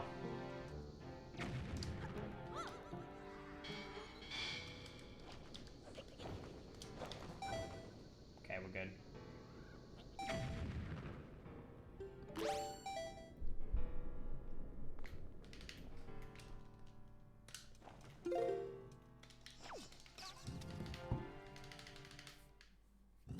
Looking good so far. Looking cool, Joker.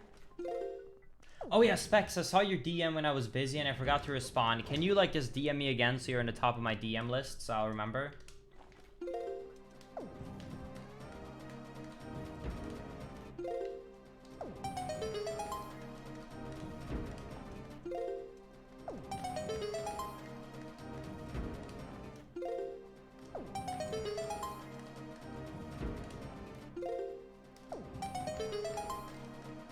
Alright, please give me a ground spawn. Phantom Gandy can do 3 spawns. He can do midair or on the ground. Ground saves 8 seconds. In midair, he can give you a red ball and a blue ball. Damn it. Oh my god, and slowest cycle too. That was bad, man.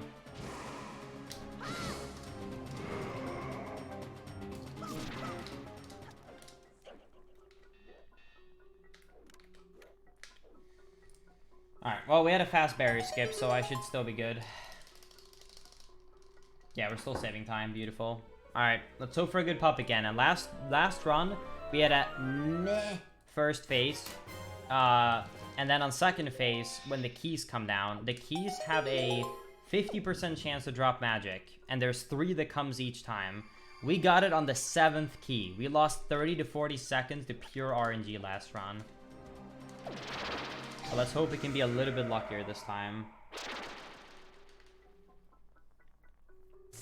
That's what happened in my PB.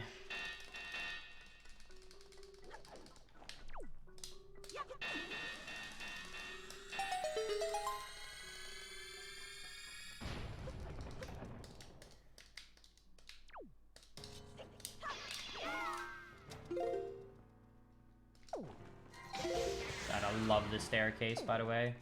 I missed HD.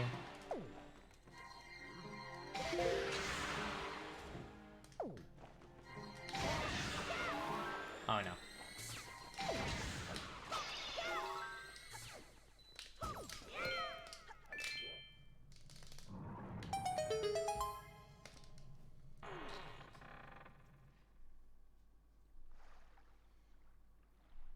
Will we be playing the Pokemon DLC when it comes out? Absolutely. I'm really excited. Why do you come here before finishing? If you look closely at Link right now, do you see how I'm holding a fully charged Master Sword and a Mirror Shield in my hand? That's because items that are actually pulled and used in a cutscene that are attached to permanently to a button will be upgraded. So this cutscene uses a sword and a shield, and because the sword and the shield is equipped to a B button and the R button, which are always equipped. You can't unequip the B button and the R button.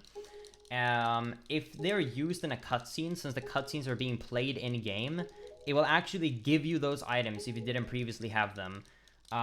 Because you can never downgrade permanently an item you didn't already have. So because I had a lower upgraded Master Sword and Shield, I will actually get those 2 items from this cutscene. So you have to go here, because a Mirror Shield skips half of Earth Temple, and the Master Sword skips a cutscene in Wind Temple.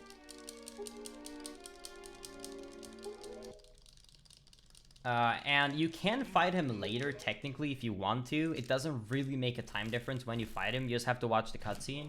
But I prefer to fight him earlier in the run, because later in the run, if I'm on record pace, I'll be more nervous, which means I'll have worse aim. I might have really bad aim now anyways, but yeah, it's just preference. I would say it's like a 50-50 split with the runners on this category when they fight him. Some people like to keep it later because it's more hyped, which I will agree on. However, I'd rather take a good time because I personally have a really big problem with nerves. I get really nervous, so I prefer to fight him now. Okay, 1. Oh, damn. 2. Ah. Oh, really? That missed. That was bad, man. Damn it. Alright, decent. I need to practice my HD aim. I should sit down and do like a 1-hour practice session of Puppet Cannon. I'm so used to the sensitivity on the HD or on the GameCube version. Yo, thank you SRM for the Twitch Prime 2-month resub, by the way, I really appreciate that. And thank you Revealo for the 13 months and Wind Waker HD 80% when Poggy. We'll see. Thank you Dragon for the 3 months Twitch Prime as well, and congratulations GDQ. Thank you, thank you. Alright, can we get some blesses in the chat for the keys? I want 2 magic drops right here. Last time we lost half a minute to this. At least 1 magic drop, but preferably 2, but at least 1. At least 1, please. Please, game. I'm begging you. Oh, thank God.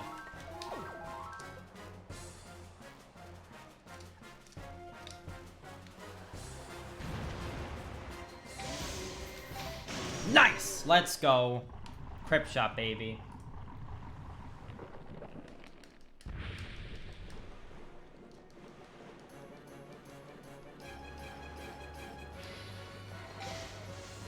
Oops.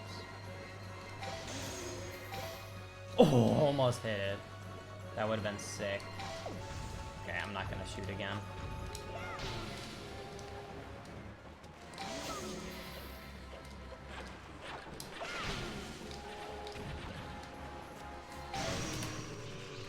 Alright.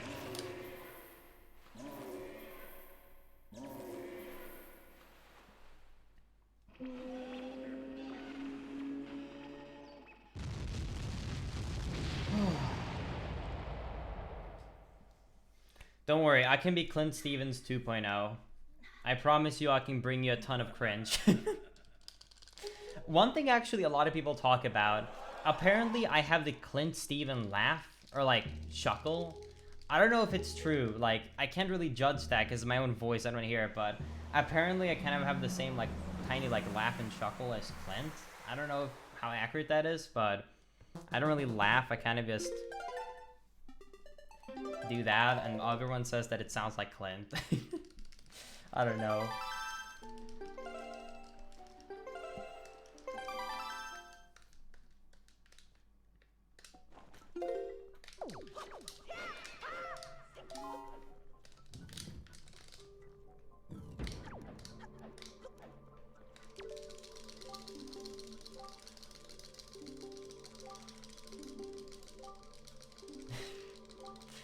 Oh no. Now when you said it, I hear it. Oh no. Yeah. A lot of people have said that for a long time.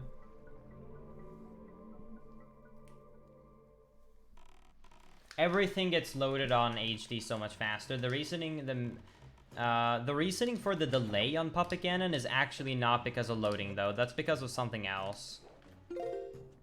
Give me a second and I'll explain it.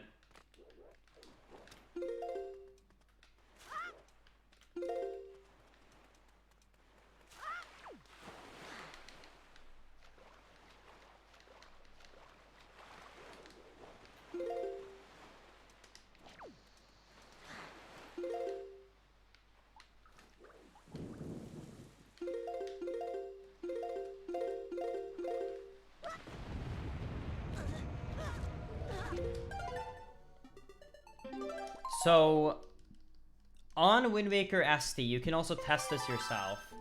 If you hit Puppet body, then you can immediately shoot another arrow. But if you miss it, or if you hit the ball, which is not part of his body, then you have to wait. Right? That is a fact. The reasoning you can commonly shoot your arrows faster is because to help the casual, they actually made the hitbox for hitting the cord that holds the ball bigger, which means that you can actually hit the ball and hit the cord at the same time. That doesn't really happen on SD, but on HD you can hit the ball and the cord on that holds the ball in one shot, which means that a lot of the time when you actually shoot on the HD version, it will be considered a hit on Puppet Cannon, which is why you can usually commonly shoot much faster.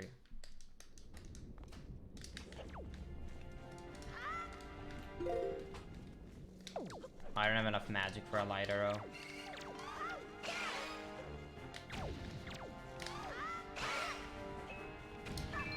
Wait, why did I pick up that rupee? I don't even need it. Thank you.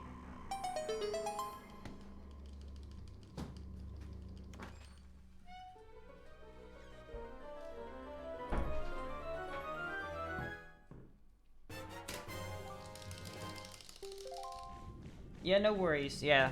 No, light arrows are kind of weird.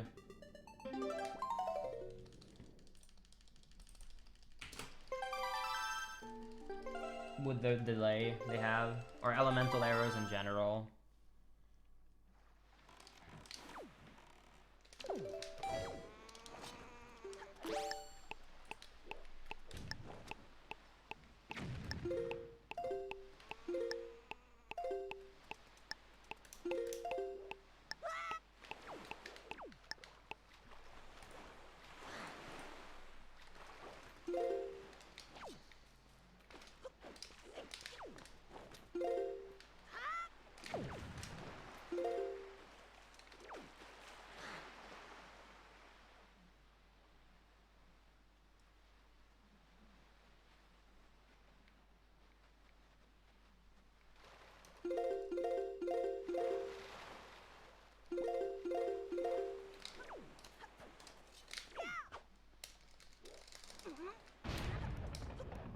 Why 5/4 rhythm?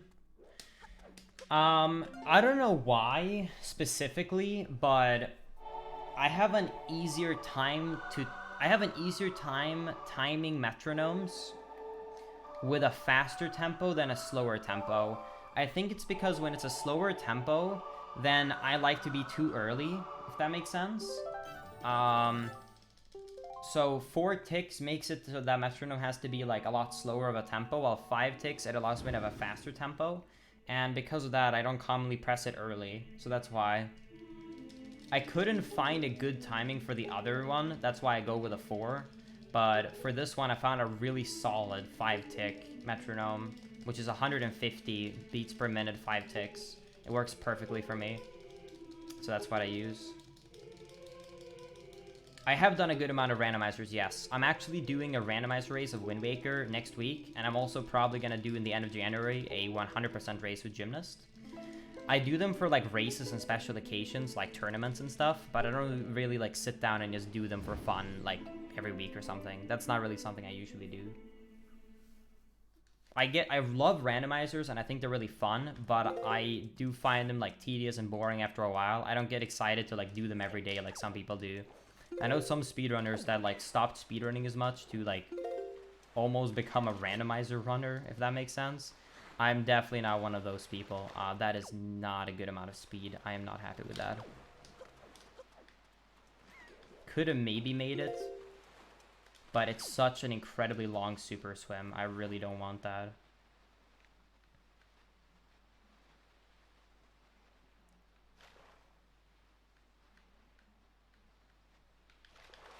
Are you serious? No way.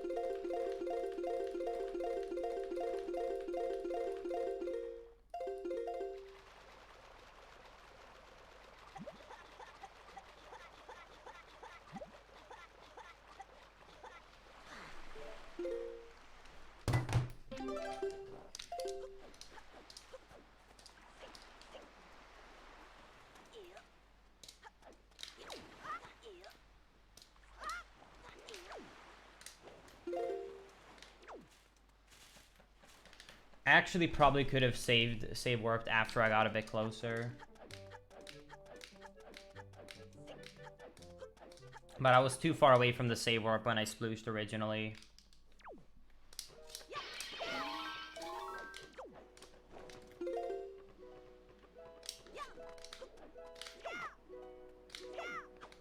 Dude, that sucks.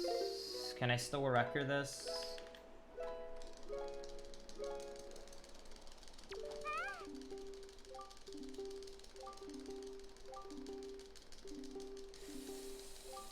Okay, I can still record this, but I'll need to play, like, exceptionally well. I'll do my best, but I will need to play like an absolute god. If you look at my best possible time, I can still technically bring this from back, but I'll need to bring this back. For some reason, Dragon Roost Island did not load fast enough, so I splooshed when I entered the coordinates.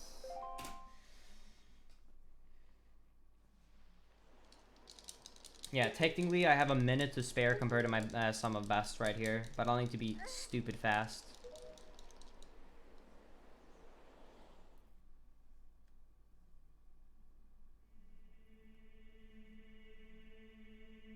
I will say that was a good backup though. That was a solid manual Super Sim backup.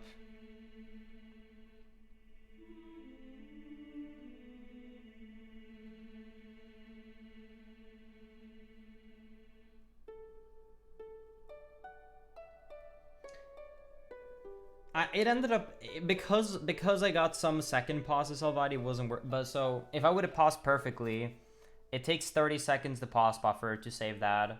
The save warp would have taken me a minute. I know for a fact it's like 50 seconds to a minute of a backup with everything combined. So if I would have done it perfectly with pause, I would have been a bit faster.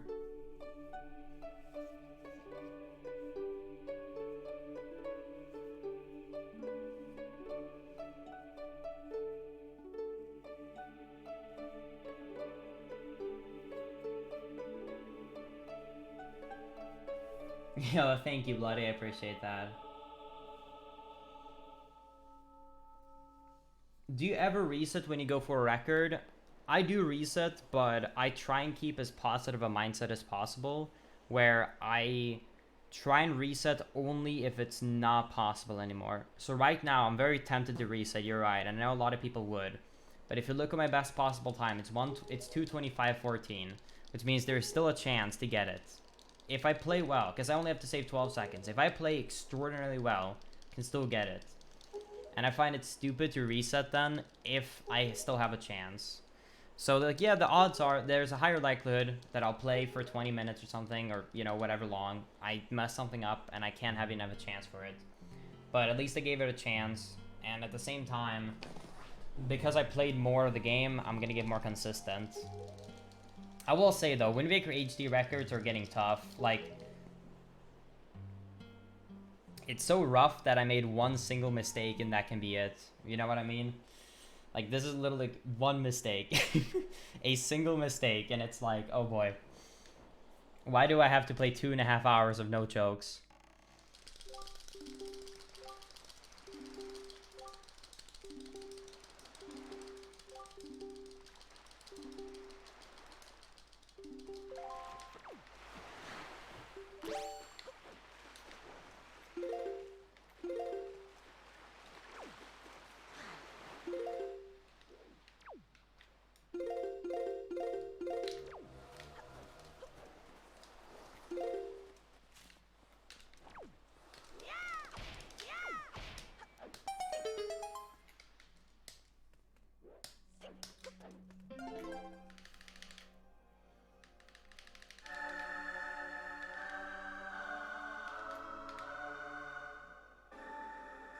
Yeah, it sucks that the mistake wasn't even something I messed up. I got unlucky and splooshed.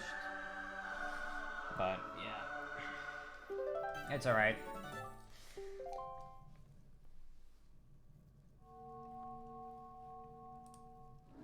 Even if this run dies, I mean, I'm having fun streaming, so it doesn't really matter in the end. And in the end, like, I'm having fun. I hope you guys are having fun, so we can always get it next run. And I mean, the more I play, the better I get.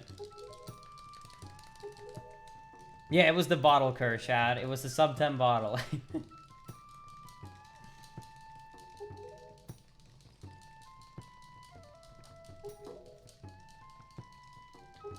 No, because guess it's down to chat. Chat, if this run ends up dying this late, would you guys prefer for me to finish the run and then that would be it? Or immediately reset and try one last run of the day? I will let chat decide that. I could be up, if this run dies soon, if it doesn't record, I would be up for one more. But I would prefer if this run makes it all the way, of course.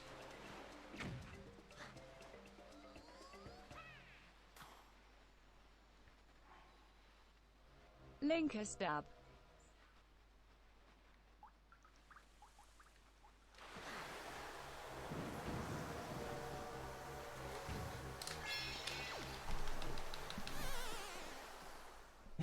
It's very divided, but most people are saying one more. Alright. Well, I just do my best, first of all, not to mess it up. And see if we can get the run going still.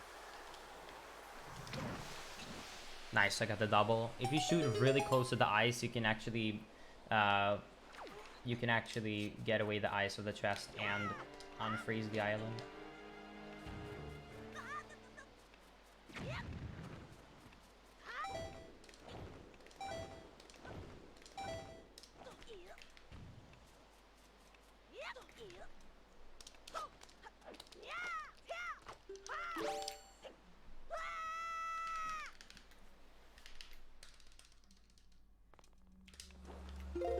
SRM is a new complicated glitch that was discovered in Ocarina of Time. It's basically arbitrary code execution.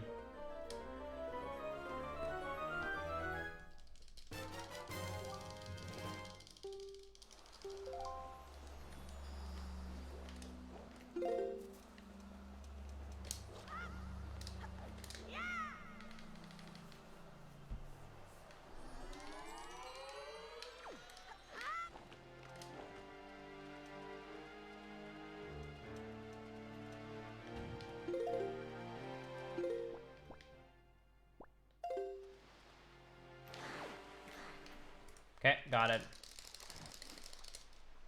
Whew. Okay. God, I love this new setup for the island hop. So right there, I clip through the wall at a very specific speed, so I jump 1.5, 2 coordinates and land perfectly in the Earth Temple area. And then the cutscene just loads in and we're now at Earth Temple. We lost 1.5 minutes, unfortunately, due to me slooshing in the ocean randomly. It was unfortunate.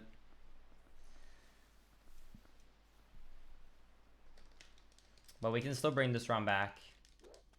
We're not gonna give up just yet. I'll do my best to keep it alive.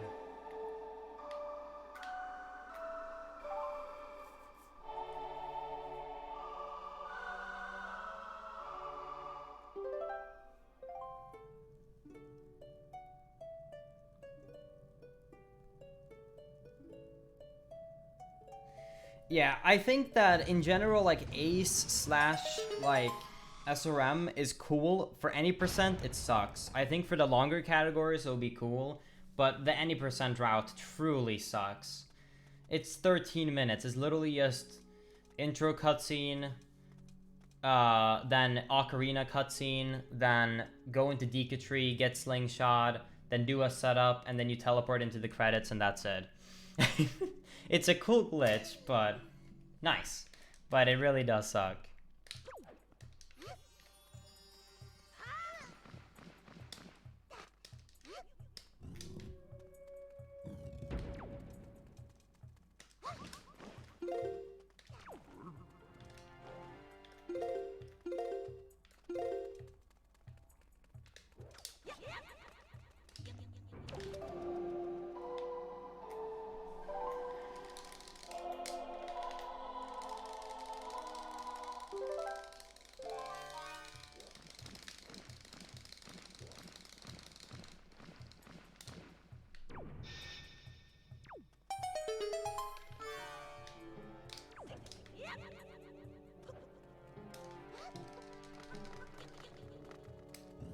Alright, let's hope I can get a good room here. What the hell, Medley? You just pushed that shoe right out.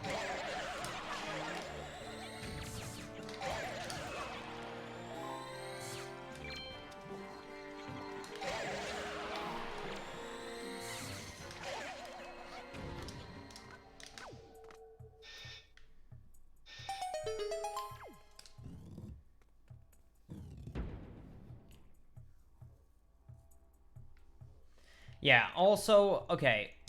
I'm gonna say something, and I know this is a controversial opinion, but I'm gonna be completely honest with you guys, okay?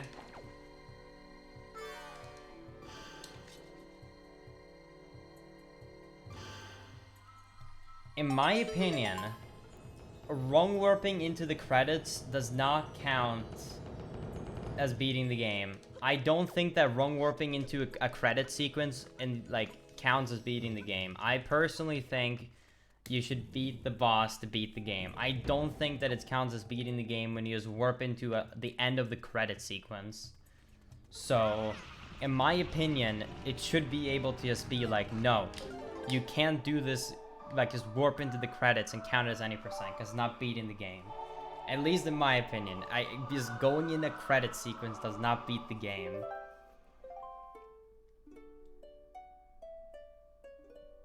In my opinion, it should be slapped into Ganonless. It shouldn't be any percent.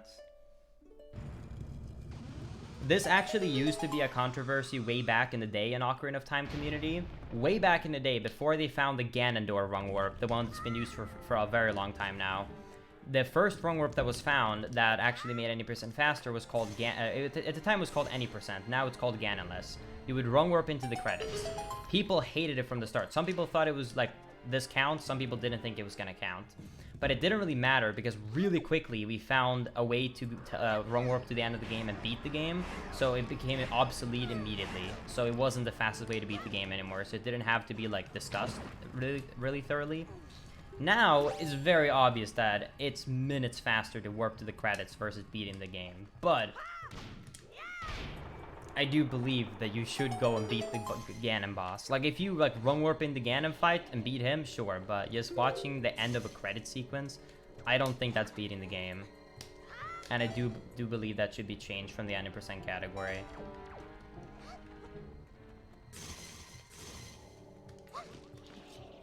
I unfortunately got into a coordinate, a Dragon Roost, and that game hadn't loaded it yet. So if an island hasn't completely loaded yet, then you go into what is known as unloaded water, which is nothing basically. So you just fall, and then the water loaded, and then I got put in place. But well, since I fell, that loses all your speed, so I was stuck in the middle of nowhere in the water. And I had to back it up, and it was slow.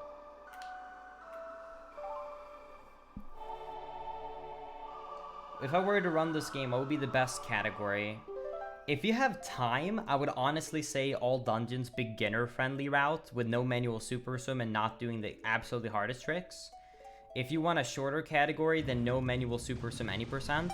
That is overall a pretty easy category to pick up, like in Wind Waker terms, because it's a hard game, as long as you know how to mash. If you know how to mash quickly so you can do zombie hovers, then any percent beginner route.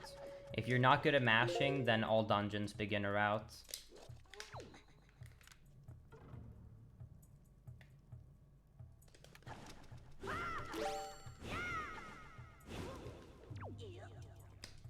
Oh, really? It's just frame perfect.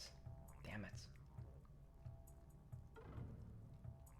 How do you fail a frame perfect roll clip?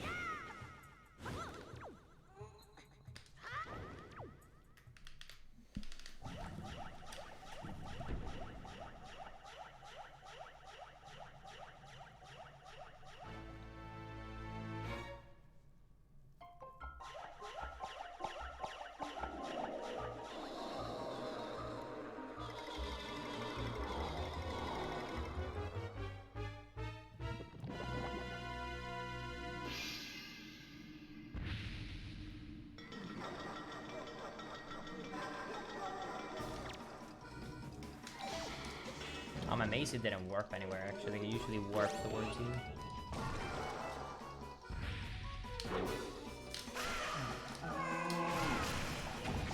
That was a fast first phase. Let's hope they're not spread out for second and third phase.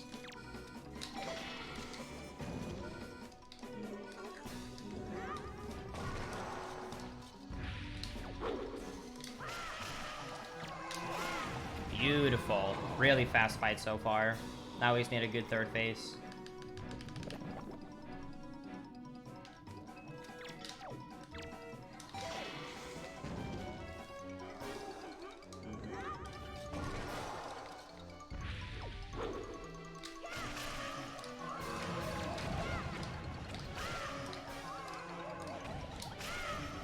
Pretty good.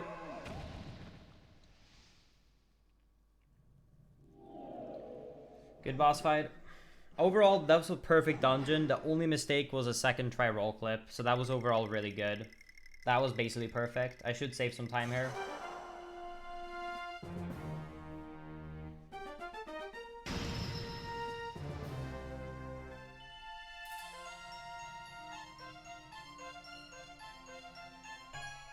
Well, it would require me to do two it would require me to do 2 Fairy Island clips though, Alberto, and that kind of sucks.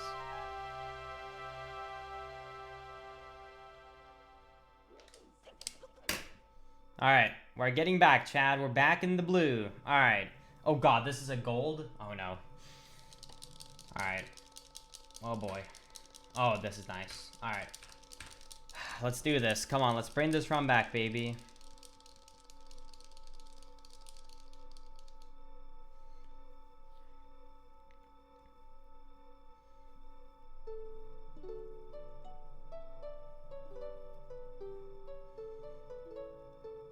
Alright, there's 3 more super swims left in the run. 3 more super swims. Here we go. Let's bring this back. We need to be 12 seconds ahead to a record. Oh, let's do this.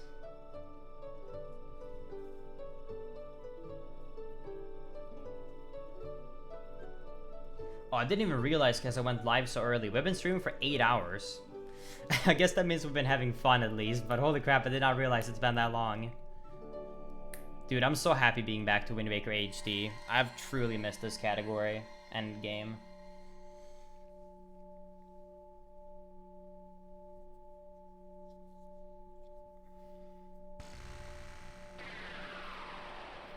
Hi, Jason. Welcome to the stream.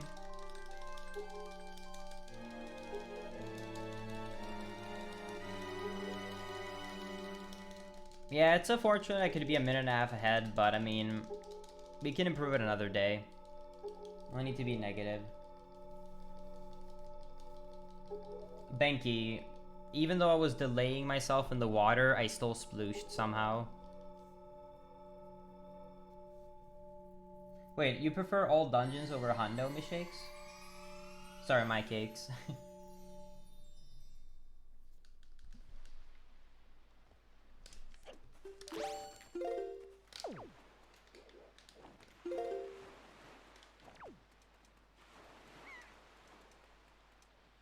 I had to wait there for the water to go up.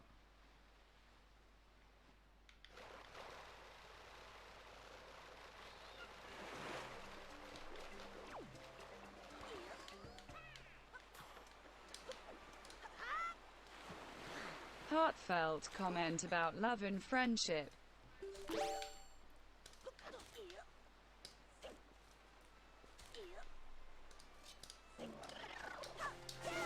Oh, that's a good magic RNG. Beautiful.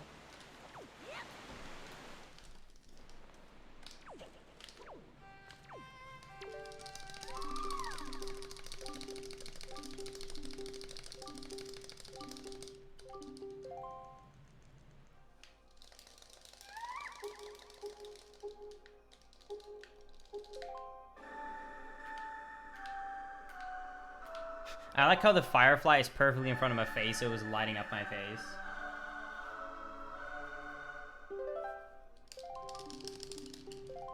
I kind of prefer Hundo since I'm usually watching while working, so it's a nice length for that. Yeah, that makes sense.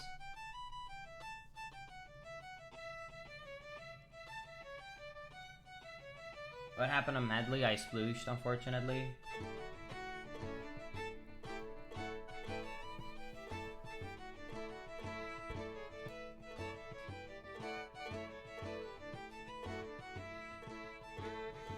Alright. Beautiful. That was so good. Well done, Makar. I'm proud of you. We're all so proud. Proud papas.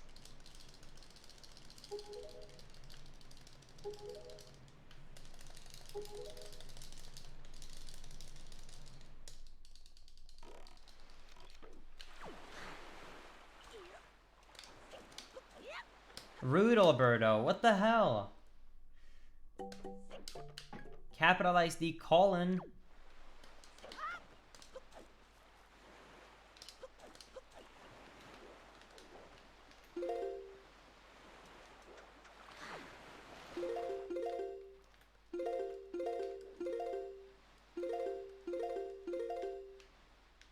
I wanted to safety pause there a few times. I had so much speed.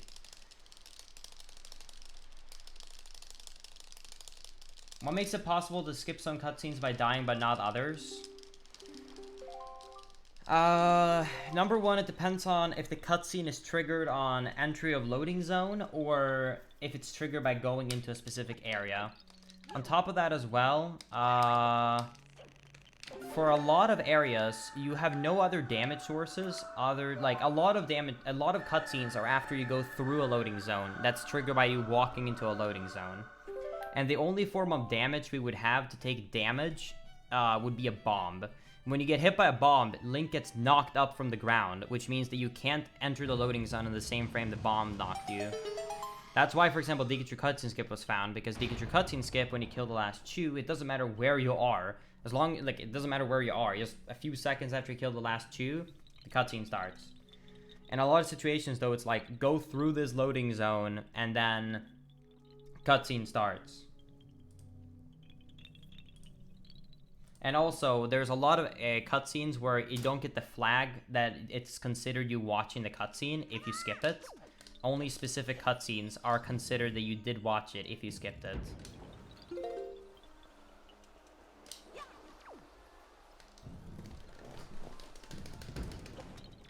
And that cutscene flag is very essential in a lot of situations.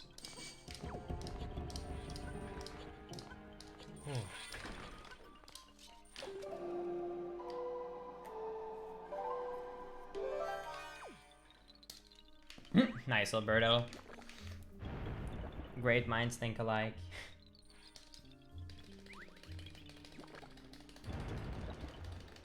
Alright, Chad. Can we bring this run back? I have time save on both Hookshot and Wind Temple Split. Can we do it?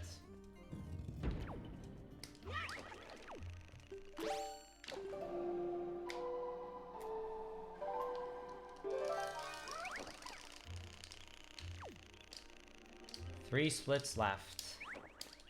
I have 19 seconds I can save here, 28 here, and 5 here. I need to save 12 seconds to tie a record, 13 to beat it. I would like to save 17, because I would like to get the sub 226. Come on, don't let that one mistake in 2 hours kill it.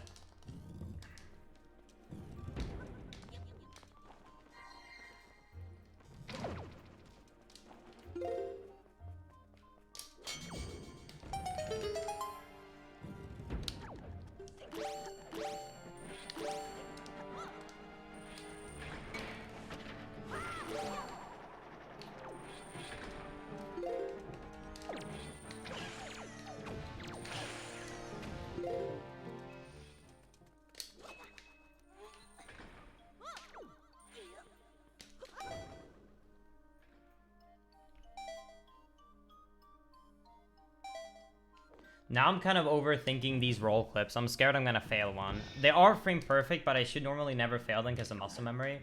But because I failed one earlier in the run, now I'm kind of scared I'm gonna miss another one. Good double though.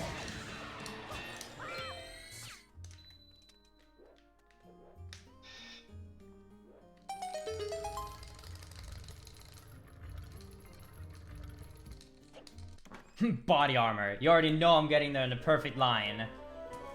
Look at the freaking pace! Yes!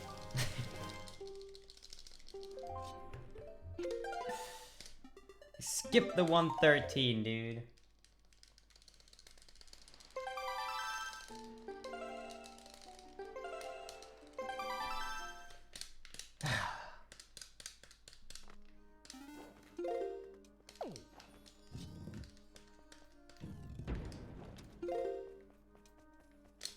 I love how everyone in chat, or most people in the chat, knows the meme. Feels okay, man. 47, baby! Oh no, no magic. Okay.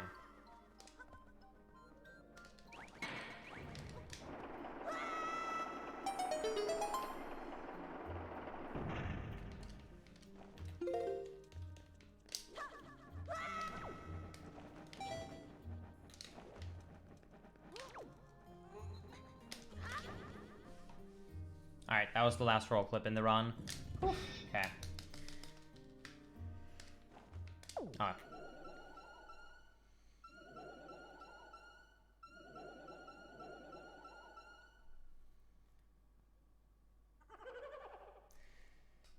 dude, what a rush.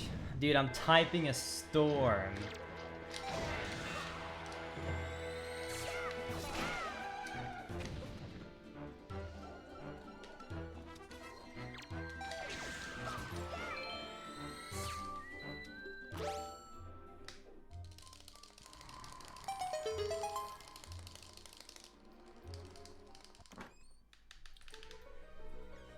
All right.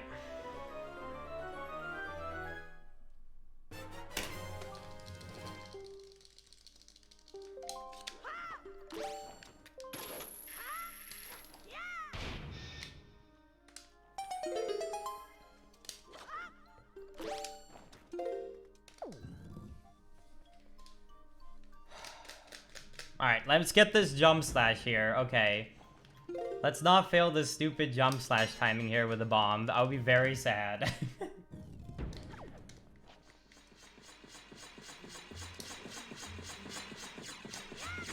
Oh my god, thank god. I almost did that too early. Whew. Okay.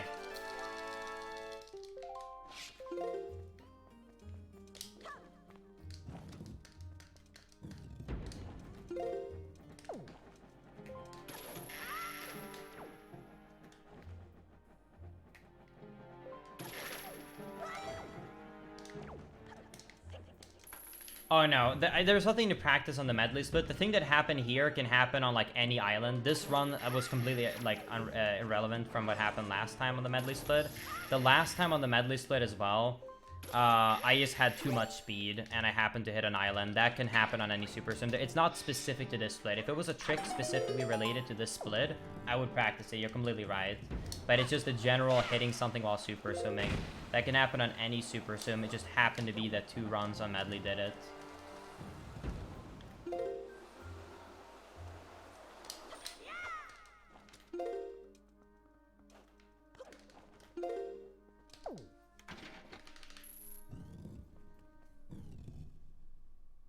Yeah, last run I lost like 2 seconds doing it, so I just killed the morphs for this time.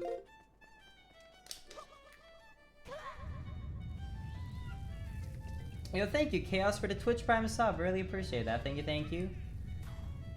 Alright, we just need to keep this pace up, Chad. We are definitely on pace for WR. Oh, come on, let us get the sub 226. Oh, come on.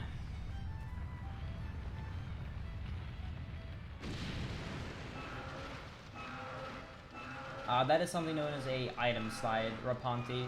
It's the main glitch. Link Uvus. Uvu. Ayaya.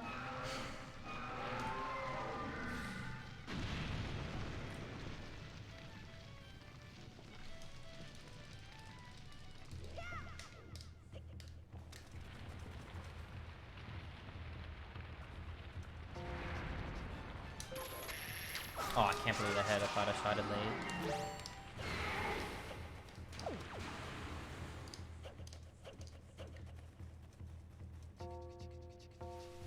Finally, we get some music, dude.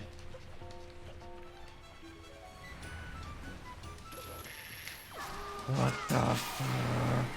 Makar. No, you giant baitster. Oh.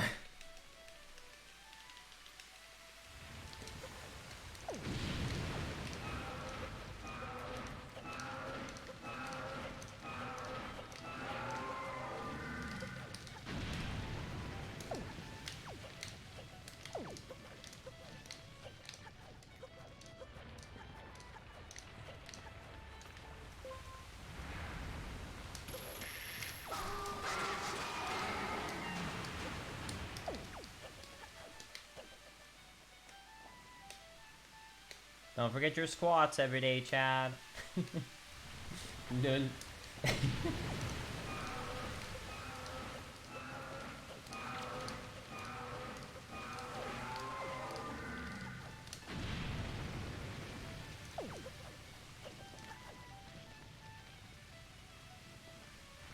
Oh, that's a really slow spawn.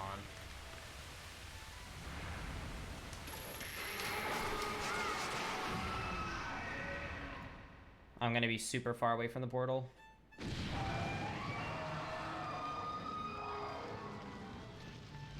Why is the Makar theme playing instead of Malgera? I did a sequence break earlier known as barrier skip, so I could enter Ganon's tower, and by doing so, I obtained the fully charged Master Sword and Mirror Shield early. After you upgrade your Master Sword, if you ever go back into... Yeah, I'm not even on camera. If you go back into the boss room after you've beaten the dungeon, you will notice that Makar is gonna stay here and keep playing his violin, and the portal is open. So instead of like the Triforce being open for me upgrading it and Makar not being here, the game thinks I've already beaten the dungeon. So the portal is already up, and Makar is already here in his after dungeon state. We do this so we can skip watching the cutscene of upgrading the Master Sword. But in return, you unfortunately don't get the beautiful Margera sound.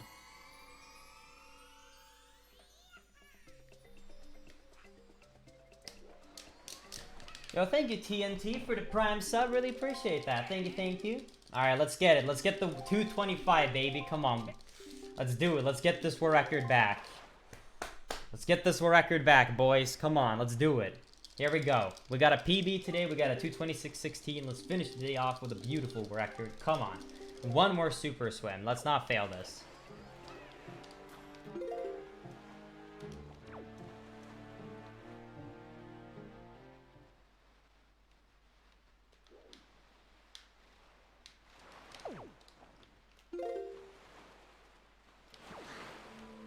Good. Okay.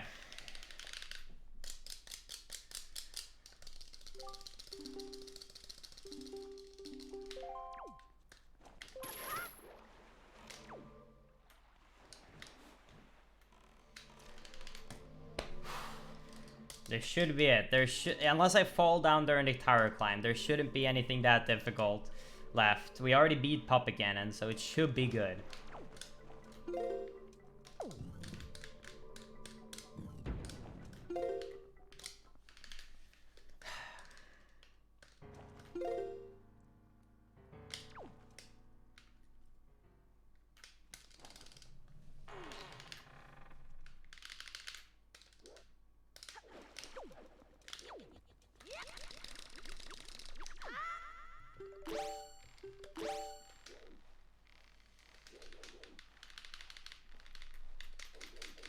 Let's do a more hover for fun. Yeah, we already killed Pup again, and unfortunately. When did the Wrecker get beaten? A week or two ago, I think. We held AD for, tied for about, I think, almost half a year. And then Ian came back. I think it was a week or two ago, wasn't it? It was pretty recent we lost it.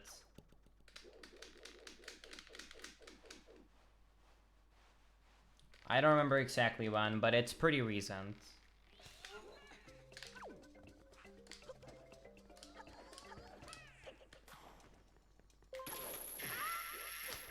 Oh, I got the ledge grab! Nice! That's so rare.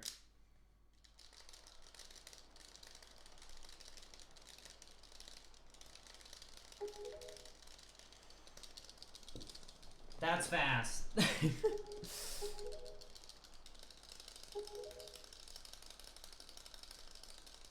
Link is everyone. Tell me, what's up, Ned?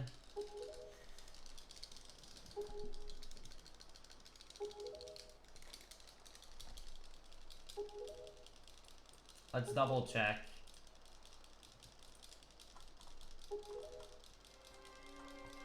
Yeah, we lost the record on the 31st of December. Do I add here? Yes, you do an ad here. You do an ad here, Ned. Ad here, baby. It's time. Let everyone know we're about to get the old Dungeons record back. Let's do this, baby. Let's do it.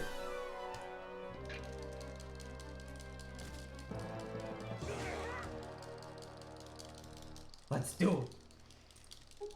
Let's get this record back, baby. Thank you, Cookie, for the sub. Really appreciate that. Thank you, thank you. Thank you, Aldon, as well, for the Prime sub. And thank you, Triforce, for the Prime sub. Dude, so many subs. Hello, YouTube.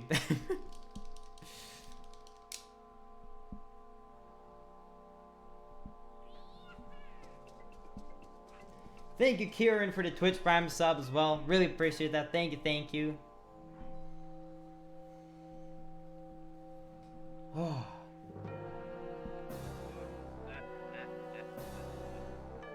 The only thing that can kill this run is if I die on Ganon. And if I die on Ganon, I will literally give away my Twitch channel. There's no way I can die on Ganon. I should not die on Ganon. I should not die on Ganon. Really should not die on Ganon.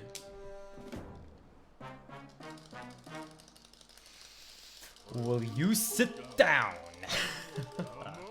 Alright, every single body in the chat, listen, this is what record pays, so listen, you know what you gotta do. For all the subscribers out there, be ready to link as Hugh. For every single non-sub out there, be ready to use the LUL emote. That's right, Lol is in the chat. Be ready, chat. Let's race up and let's show this boy who is the boss. Thank you, by the way, Cardin, for the Prime sub, and thank you, 666 for the 6-month resub.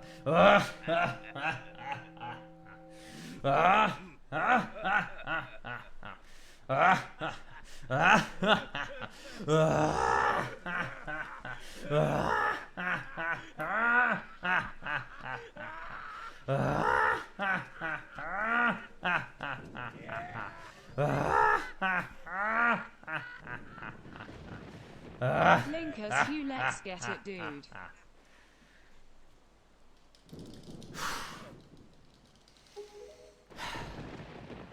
Sup? Bruh. Take the sword, damn it. You need to get this record. Take it, boy. Linkus, you plus I see Beat his plus ass. WR Linkus hype. Yeah, yeet.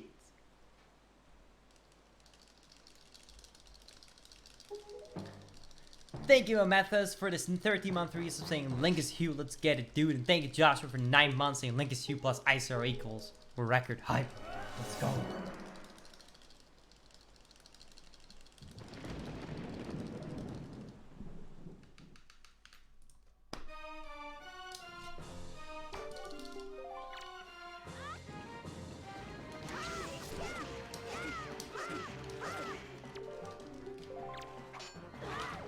Jesus, what great First timing phase. from working to see a WR pace run Pog champ. Oh my god, the hype train. Oh no. It's been 8 hours. I have an 8-hour cooldown on the hype train.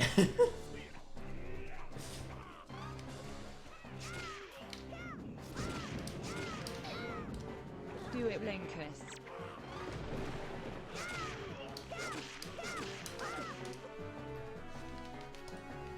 Here we go, Chad. Here we go.